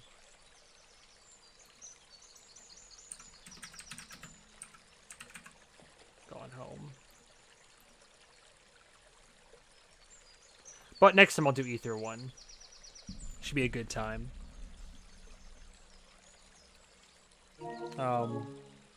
Yeah, so that was Gone Home. Cool. 10 trophies, that's not too bad. So yeah, I think overall, like, yeah, like, Gone Home, I hesitate to use the words holds up, because, I mean, it's not like it's, like, it doesn't, or whatever, like, poor taste. I mean, should I start Ether 1? I don't know if I would, like, do I want to start it? 5 hours? Tell you what, I'm gonna run to the bathroom and I'm gonna see if I change my mind by the time I get back. I'll be right back.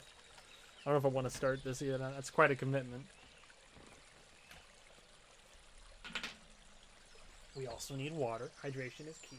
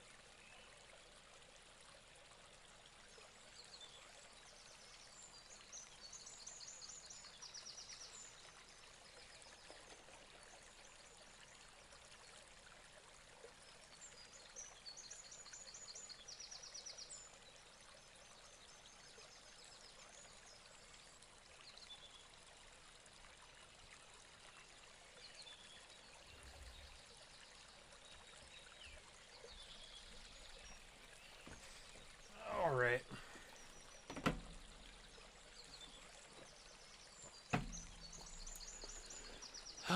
Against my better judgment, maybe I'll start Ether and see how it is. Let's update.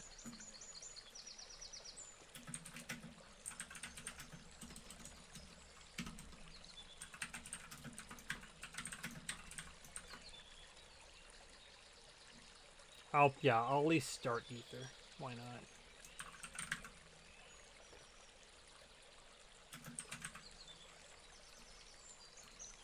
And even a picture for it. I have no idea how this is going to be. And it could be I'll start it and it's just not good. Maybe I just won't play it, but let's see. Who am I to judge? Indie game night. Here we go. Oh, geez. Subtitles, language, head bob. Okay, we're good. New game. I have no idea what this is about at all. But I'm at least going to start it. Phone. Hey, it's me. Listen, I'm sorry for the things I said earlier on. It's just, God, I really don't think you should go to that place. I don't think they care. Not like they should. And before you think it, I know how it feels to want to feel safe, to want more. You know I do it, but Jesus, do you know how they view you? Just another patient to squeeze money out of. Please, don't go tonight. I'm freaking scared. For you and for me. Oh. Okay. Keeping your finest memories alive. Discuss the benefits with your local Ether representative. Institute of Telepathic Medicine? Oh, I'm intrigued already. You will never forget. We can help them remember. Pick up a restoration information leaflet today. Okay. Okay. Liking the aesthetic already.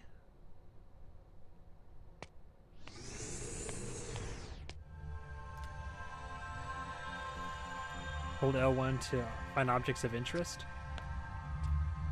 In the mid-19th century, advances in genetic and psychological sciences led to a series of astounding breakthroughs regarding the human genome. Uh-huh.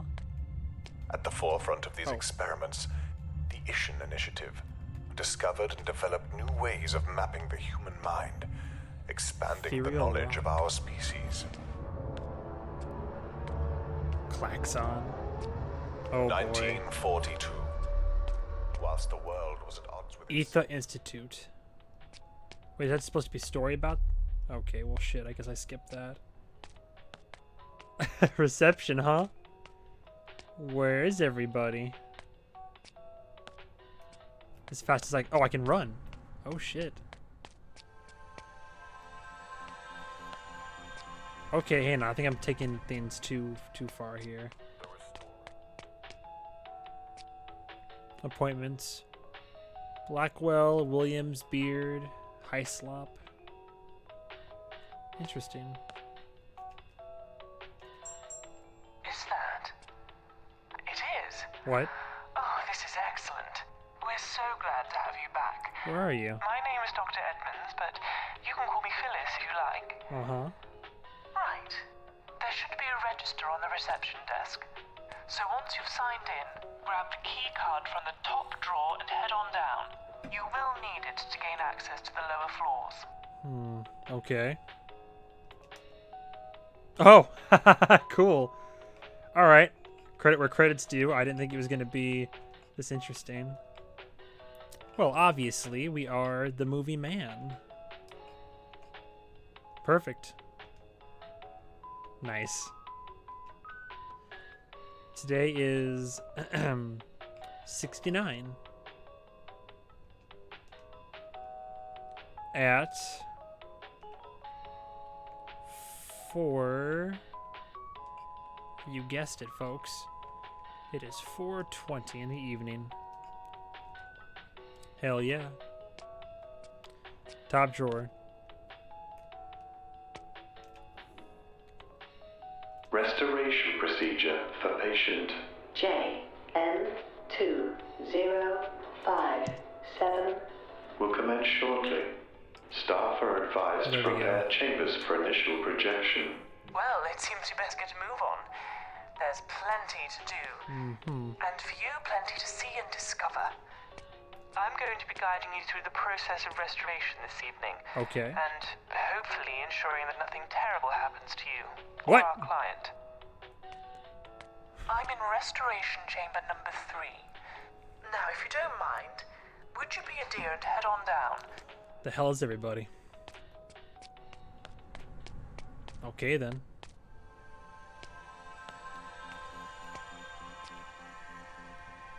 Oh god, the graphics. The Restorer. When did The Ether next 1 come step out? in human evolution, an asset to society and a wonder of the natural world. Their purpose? To restructure memories within the maze of the human 2014, mind, 2015. restoring peace and harmony to our clients, projecting our ethos through their actions. What the mind thinks, the heart transmits.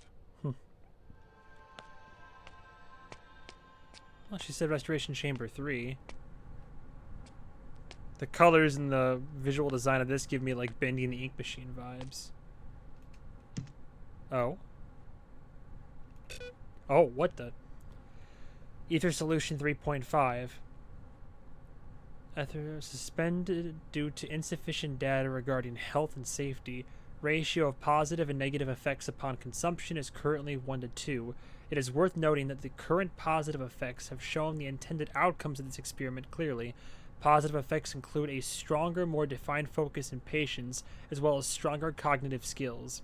Negative effects, however, have shown serious problems to the consumer, in some cases causing further short-term memory loss. Okay. Oh, now I'm good. Best prank yet.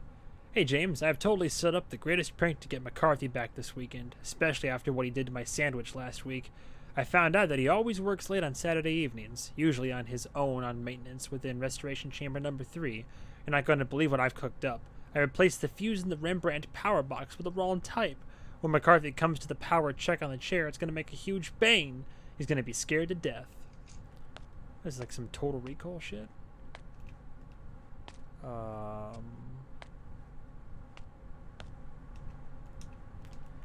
Doesn't make it too clear. I guess you hold L1 to see what you could. Oh, I gotcha. You have to hold L1 to see what the... That's a little bit silly. Key card. Excuse me?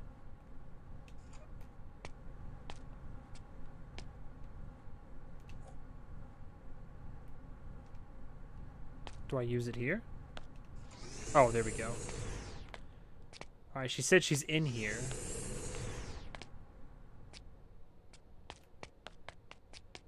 Pip, pip, pap, pip, pip, pap. Chambers 1 to 2 and number 3. Ooh, what's going on with 1 to 2 here? The hell? Excuse me? What?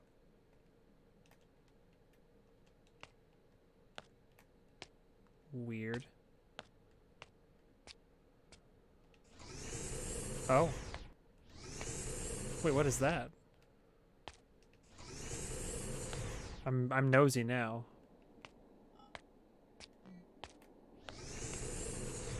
This a break room? Chess. A note. Attention all staff, new restoration chambers with state-of-the-art projection chairs were installed last week. It is important to note that there are new procedures that will come with this tech, and it is important to each and every one of you comply with these rules. We do not want another staff fatality at this institution. Another one? Oh boy. Report projection malfunction. Due to a bad projection, R157 has suffered severe hemorrhaging in the... You know, we do tell them not to leave the pre-designated path. What? To stick to the memory routes laid out for them. Oh boy. Do they listen? Of course they bloody well don't. And unfortunately, recovery isn't always an option once you experience the deep recesses of another consciousness. Okay. He suffered major severe hemorrhaging in the brain. This has resulted in a minor stroke impacting our patient's motor abilities. The investigation is still underway, though, although evidence points to a fault within the cerebral component of the restoration chair. Patient R157 is currently in the recovery chamber and, depending upon treatment, may have sustained damage to memory functions. Wonderful. So there's a lot of risk involved in this if I stray off the path. And I always do. It's my playstyle with all video games. Restructuring memory. What? Oh, I can only have one item at a time? That's weird. Okay. All right.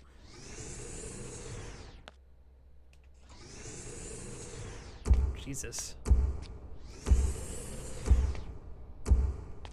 I mean, I'm intrigued by the premise, I'm not gonna lie. So I'm trying to like relive my trauma or something and figure out. Oh Jesus, where is she? Beautiful, isn't it? A miracle of the 20th century.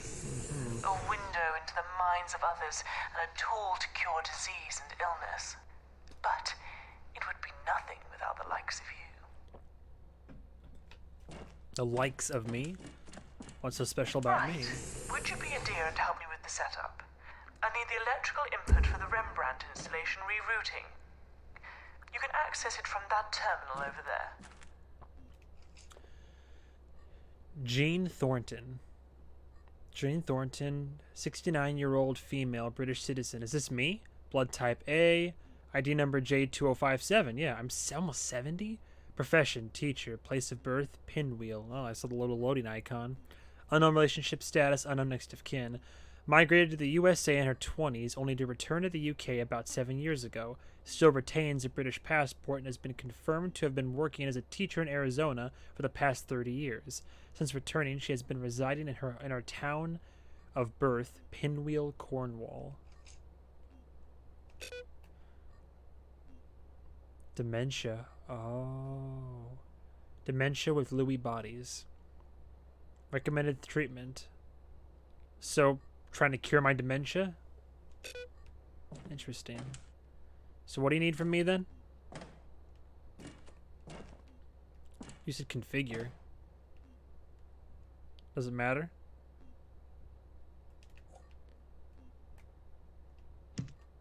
Oh boy. Where am I supposed to put this?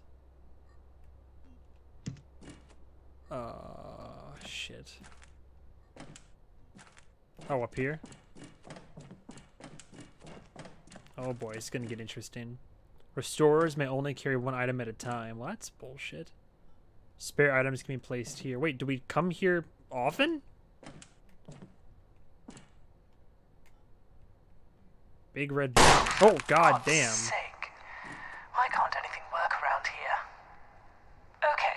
Only accepts we 300. need to replace the fuse. You'll need to take the blown out he said there'd and be a replace it with bane. the correct fuse.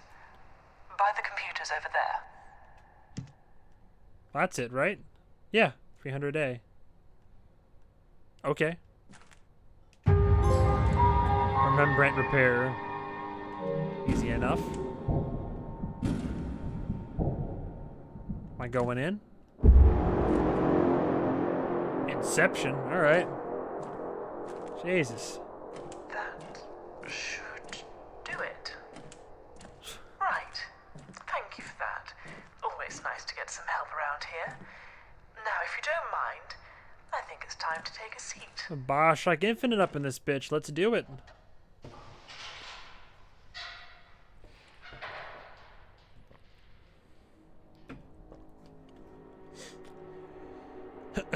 Oh boy.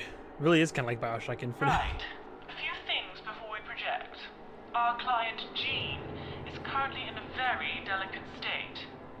Our primary focus is to ensure that we clear this area of her mind from the plaque buildup that is causing the disease.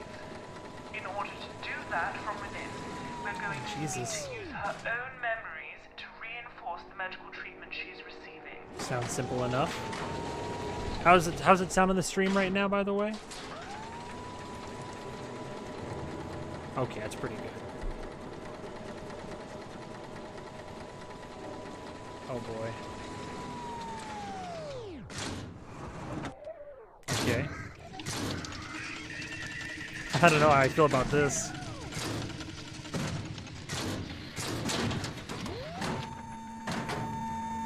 Put me in the Thunderdome, boss. Are you ready? Sure.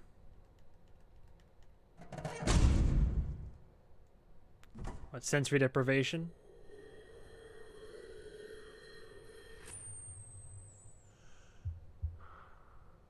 Or am I gonna just like travel through my memories?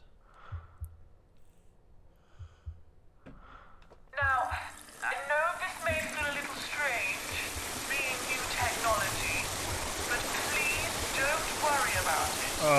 We all get used to change eventually, don't we? Okay. Oh, Jesus. I don't like that. This is a cure for wellness. We are going to drown you. Ooh.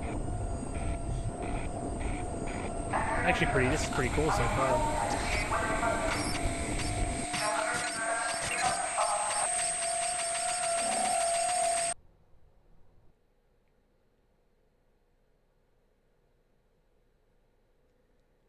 Traveling Okay, back to listen up. Pinwheel. You are in your case. You're probably going to come back here a lot. What? So please take some time to get acquainted with your surroundings.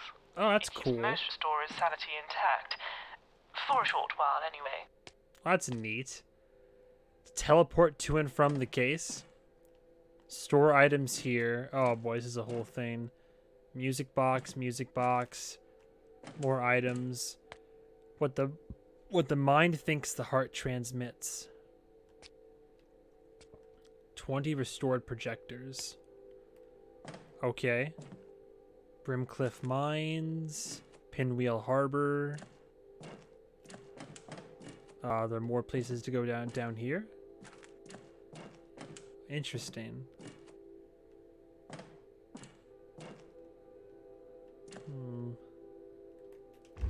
Oh, like that. Our sole Oh! purpose this evening is to track the memory and pinpoint its location so we can cleanse it of any disease present. Everything you're seeing in front of you is a visual environment pieced together from our client's subconscious mind. Barren wastelands or an abstract painting reimagined. It's all completely tangible. All I can see are brain scans of tissue degradation confirming my previous diagnosis of dementia. Both are incredibly important if we are to succeed and understand our client's needs. Now, if you just give me a second, I'll have some more details for you. Feel free to explore in the meantime.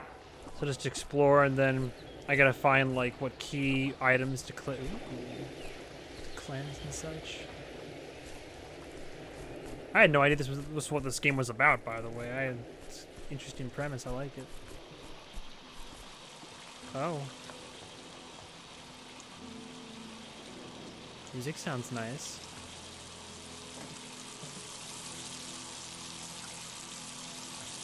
It's weird that you have to like hold L1 while looking around. You don't just automatically like see what you can click. Looks okay so far. Nothing too crazy here.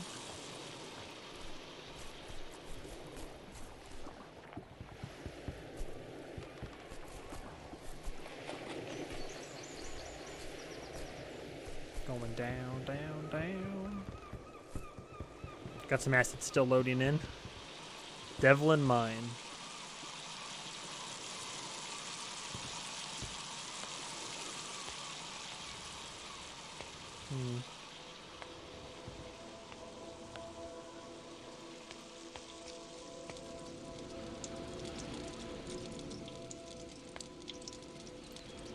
I don't know where to go or like what I'm looking for necessarily, so I guess I'll just keep moving. What? Oh, Jesus. My bad. Forgot that I hadn't been charging it for a minute. Alright, there we go.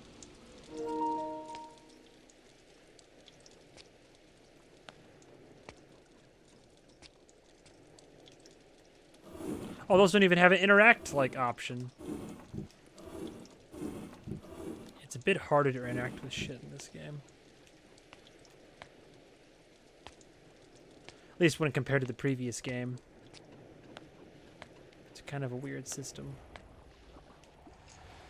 Unease in the mine. Mr. Moran. It has come to my attention during my inspection of the mining facilities here at Devlin that many of the workers in the pit are unsettled, uneasy, and as a result, unproductive.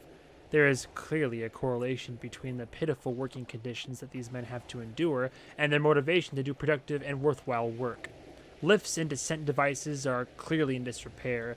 Ventilation in the chambers below are blocked, causing fume and smoke buildup.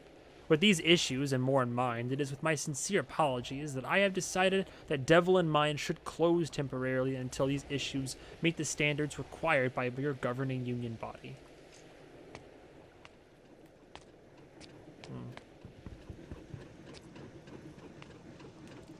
Such an idiot.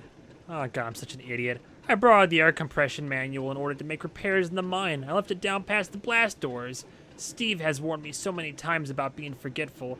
I just hope I can get it back before it gets lost forever. I can't afford for any of my wage to be docked this week. Damn. Boxed food. What? Why would I hold on to any of that? It's weird. Yeah, the inventory system could have been tweaked a bit. Exports plummet. 10 exports plummet. Why does it have that look of like text being added onto an off-colored page? A spanner. I mean a wrench? Wrench, spanner, either way. Let me hold on to it just in case. Can I not go deeper yet? Okay.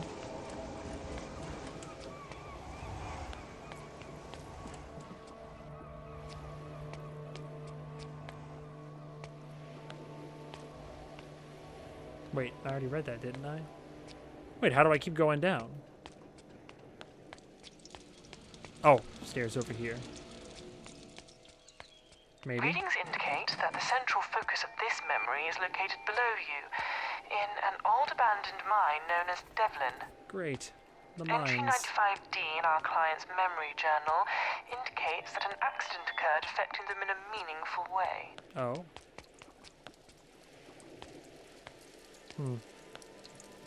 Perhaps my husband was a miner. What secrets does the lighthouse hold?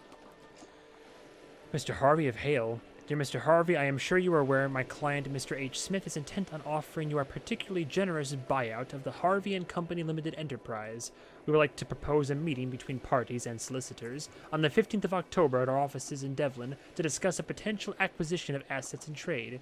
Be under no illusion, Mr. Harvey. We are fully aware of your current financial disposition and are incredibly interested in rectifying the situation for you. Yours sincerely, Mr. J. Dawkins, business solicitor and consultant. What's over here, though? This all leads to the mine, then, I assume? So I wonder what the story is it's supposed to unfold. Oh, it's locked.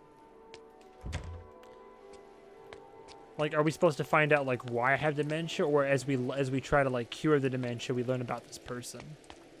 Why should I be intrigued?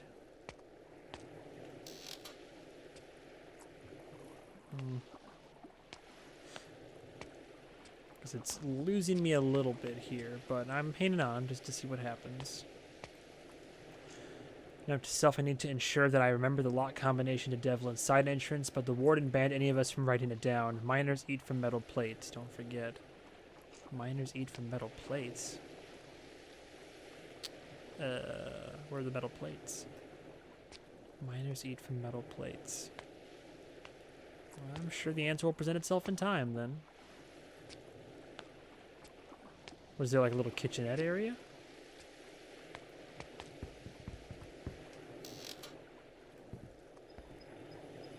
Win, boy.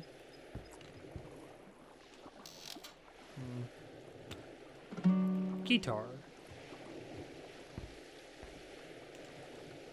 Oh, just paper.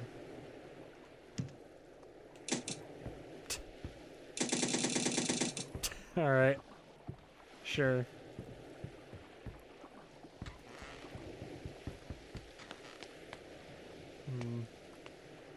Was there like a little kitchenette area back here that I could have... Wasn't there like a dining thing up here? Nah, I think it'd be counterintuitive. Perhaps we head down further. Miners eat from metal plates. Oh. Probably leads down to the mine.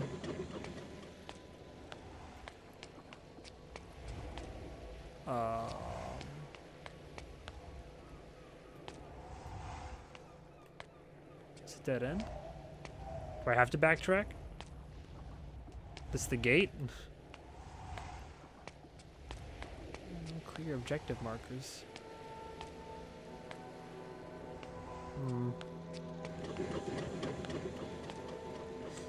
Okay. This is alright.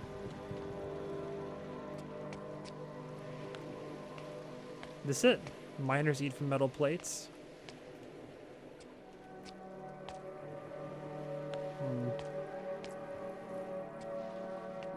Perhaps we do have to backtrack.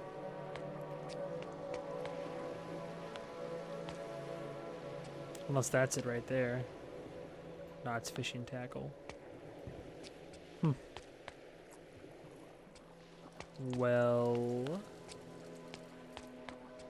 Is it like hidden nearby on something? Arsenic? I thought I misread that. Jesus.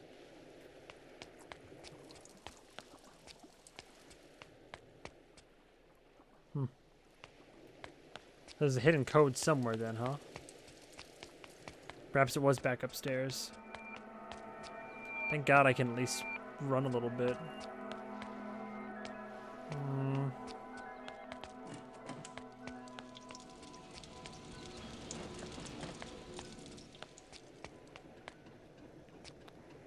Was there an eating quarters somewhere here? Oh, there we go.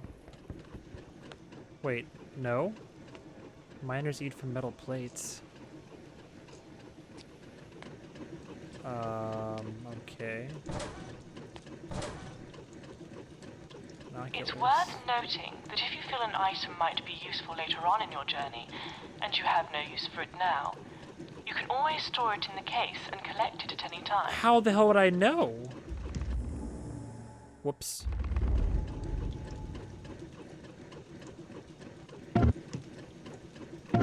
I can't hold it?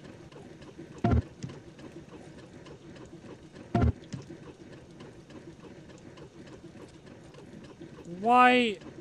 What?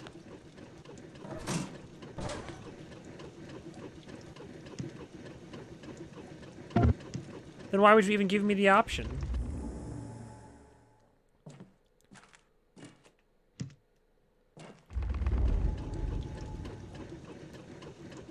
That's weird. I don't know how I feel about this game so far. Oh boy. Shit. Miners eat from metal plates. I don't know. I haven't seen any indication of there being a code hidden somewhere here. This is where miners eat. Oh boy.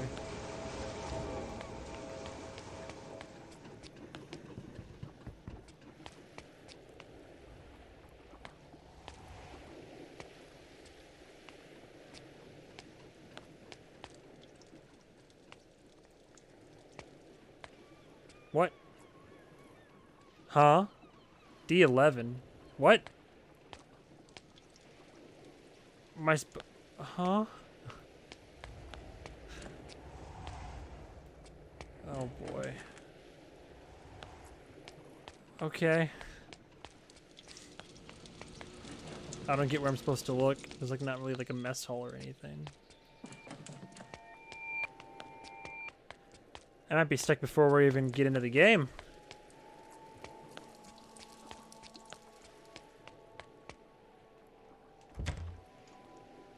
Oh, Jesus. Miners eat from metal. It's got to be nearby then, right? Let me read the damn note again. Wouldn't it be here? Where like the galley or the little kitchen sink area is? No? Really?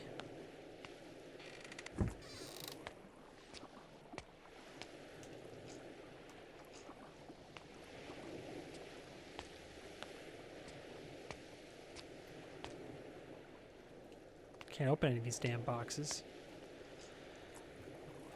Devlin's side entrance, but the warden banned any of us from writing it down. Miners eat from metal plates, don't forget. Miners eat from metal plates. Okay.